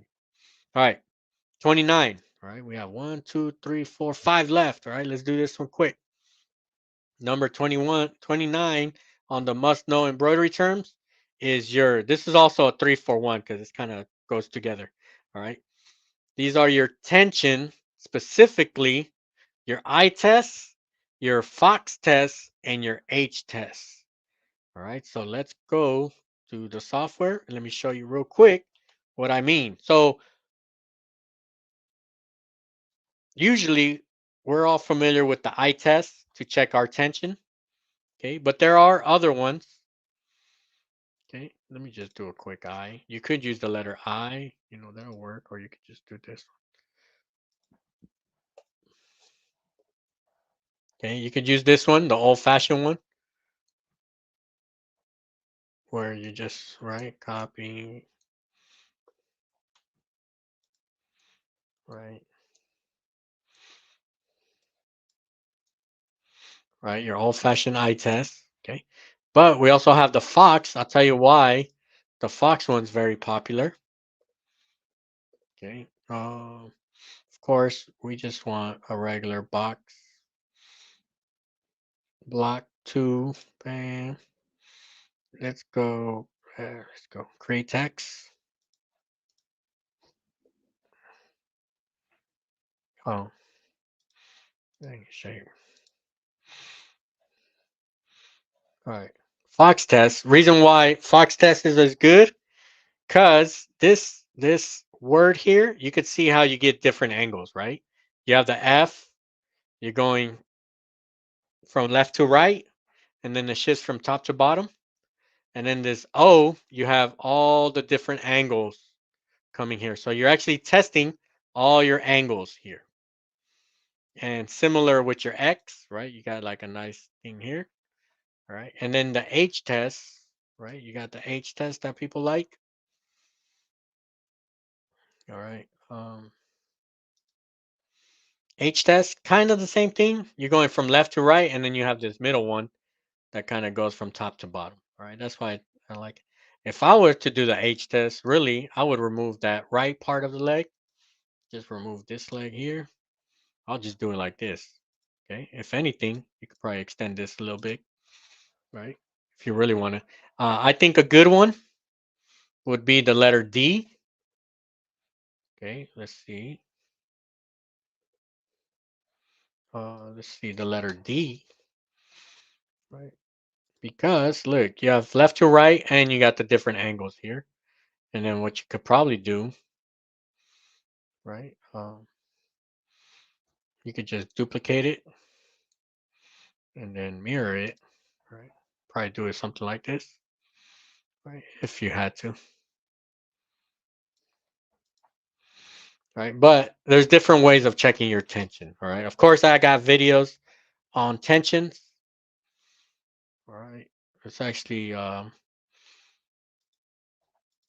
always check my tension. Every time I do a stitch out, it's like a habit, right? I don't know about you, but it's a habit for me to turn my fabric and to look at it. All right, cool. We're looking good, right? And then if there's something I got to change, because once I dial in my tension, I'm not really measuring it for like another year and a half again, unless something crazy happens, right? I'm just adjusting it depending on how stuff comes out. All right, let's go to our next one. Mm, All right. Tensions. Short stitches. Okay. I think we're. Oh, right. That's actually. Um, we already talked about short stitches, so I had it repeated there. All right. But some of them, like this one, we just had like three eye tests, fox tests. Like, some of them were multiple. So, okay. Stabilizer. That's a big one here. I actually have a link. Let me show you this link. Let me pull it up. Um, you read this question right here. This one looks like good. David, how you doing? However, thank you for the cast. In the future, could you do a walkthrough of your embroidery room? I also want to ask you when your book will be. My book will be available soon. All right, soon. I kind of put a hold on it because I want to put more information on it. Um, I want it to be beyond basics. Okay, I definitely want there to be a good foundation of the basics, but I want to take like two, three, 4 steps, okay, into the deep end of embroidery. Okay. And I want it to be even better than what I have it right now. Okay. There's a couple like little spices that I want to add to this book. So it's going to come out soon. All right. I don't want to put a date because I don't want to jinx it. The next time I kind of mention it, I'm going to have it on hand. Okay. As for a walkthrough, yeah, I could do that. I'm kind of like getting finally situated. All right. I got like a lot of cool stuff in this space that I'm in right here. Okay. Like my photo box is like my big thing that I have right here, right next to me. All right. That's like that's another passion that I have, photography. Okay. Maybe another video that I'm gonna do is kind of like product photography, how I go about doing that. All right, but let's talk about stabilizer. I do have a pretty cool link right here that I want to share with y'all. All right. Stabilizer. All right. And once again, let's check this out.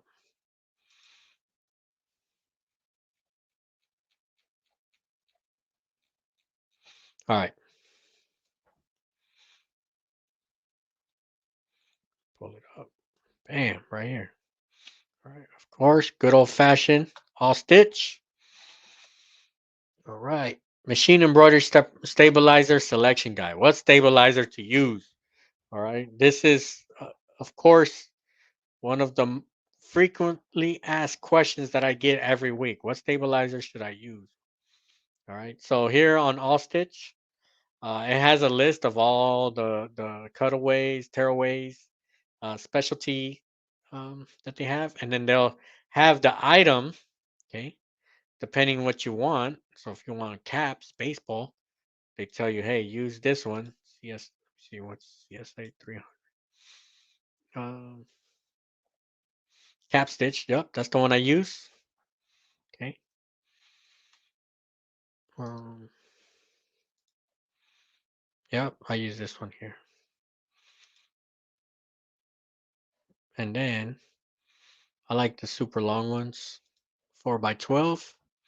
Okay, it just works good with Gen 2s. All right, bam. All right, so it tells you what the recommended. Of course, you always want to test stuff out. Um, Golf shirts, PK, right? You can see these. So it has the different types of golf shirts: light, loose, PK, bam, fleece wear, right? Depending what ounce you have of fleece wear. Karate belts, that's always a big one. Okay, so you could use this as a guide, right? As a guide. Um, and then I'm gonna link this one here, but this one here is a big one here, right? Just information wise, getting information. So you can see where it has articles.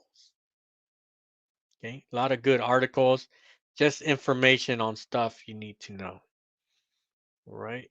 The learning doesn't stop, even though we're talking about the 33 embroidery terms. All right, I'm telling you, you can easily have hundreds of thousands of embroidery terms.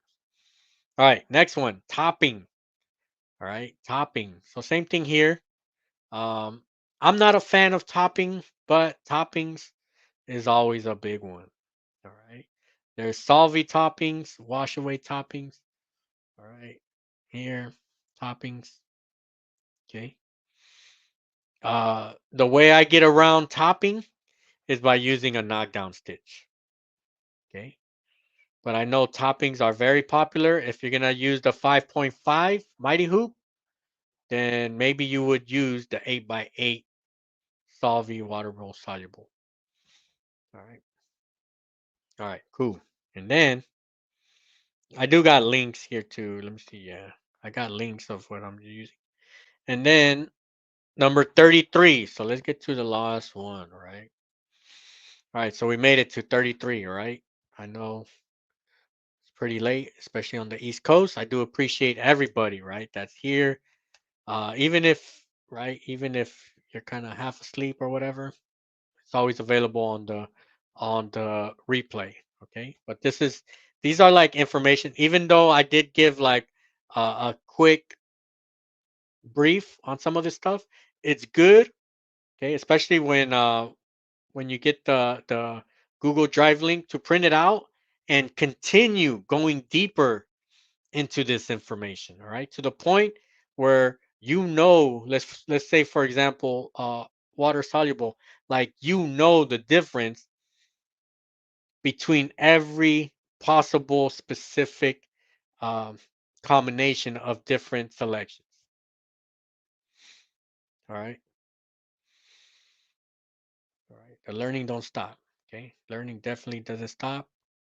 Um, so the last one. All right. Let's finish with the last one. Number 33. Save the best for last. That is hooping. Okay. Hooping. Let me see if I have a link to that one.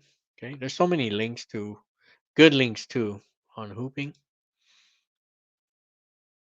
Yep, I got it right here. Oh yeah, this is a good one. Oh, this is a perfect one to end with. All right, so let's pull it up. All right, bam. Good old All Stitch right here. Good information on the All Stitch website. All right. Best embroidery hooping tips and tricks. All right. Of course, choose the correct hoop. You want to find a hoop that matches your design. All right, at least very close to it. You don't want something that's 2 inches, your design to be 2 inches, and you're using like the biggest hoop you have in the shop, right? You're gonna do two mistakes right there. Number one, you're gonna waste a big chunk of cutaway or tearaway, right? Because you have a little piece right there. Second, now it's not as taut. Okay, your tension is gonna be super loose. You're gonna lose registration. You're gonna get flagging. You're gonna get every error in the book um, because you're using the incorrect hoop. So always find a hoop that matches your design without hitting the hoop, of course. Okay, that's why it says use the correct size stabilizer. All right, sometimes we want to save like a penny or two. So we're like saving small little pieces of stabilizer. All right, no, use the correct, make sure the hoop covers the entire stabilizer. All right, you're probably saving like a dime, if that, 5 cents. It's not worth it. All right, use the correct stabilizer size. There's a lot of waste in embroidery. All right, sometimes it's just better to lose 5 cents than to mess up your whole design. Okay. Use a hooping station and placement station or and placement tool. So I'm all about mighty hoops. All right. From day one, from the time actually the first time I ever went straight to a mighty hoop was when I was hooping a diaper bag. All right. That diaper bag has like this, right? You know what I'm talking about, right? It has like this, the fabric is not normal backpack fabric, right? Like it has some push and some plush in it.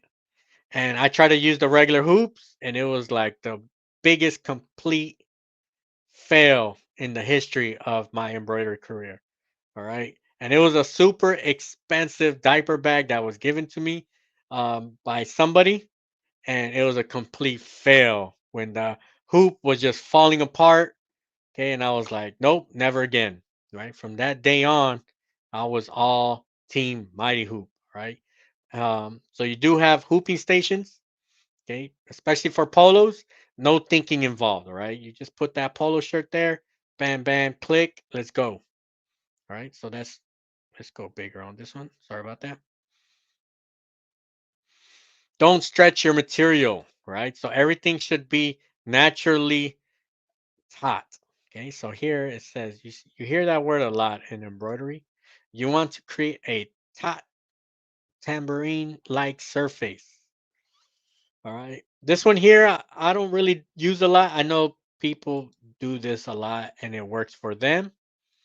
Okay. Maybe I should try it. I haven't really tried it too much, but use spray adhesive. All right. So when you're plugging in your cutaway, okay, I know it could work with, especially fabric that tends to slip. So some of your nice, expensive, decorative polo shirts maybe might be useful for that. Another one I don't use, but it's the same thing. I've seen people do it. It works for them. Use double-sided embroidery tape. Okay. And then this one, don't over tighten hoop screws. Okay. So you're gonna mess with the tension there.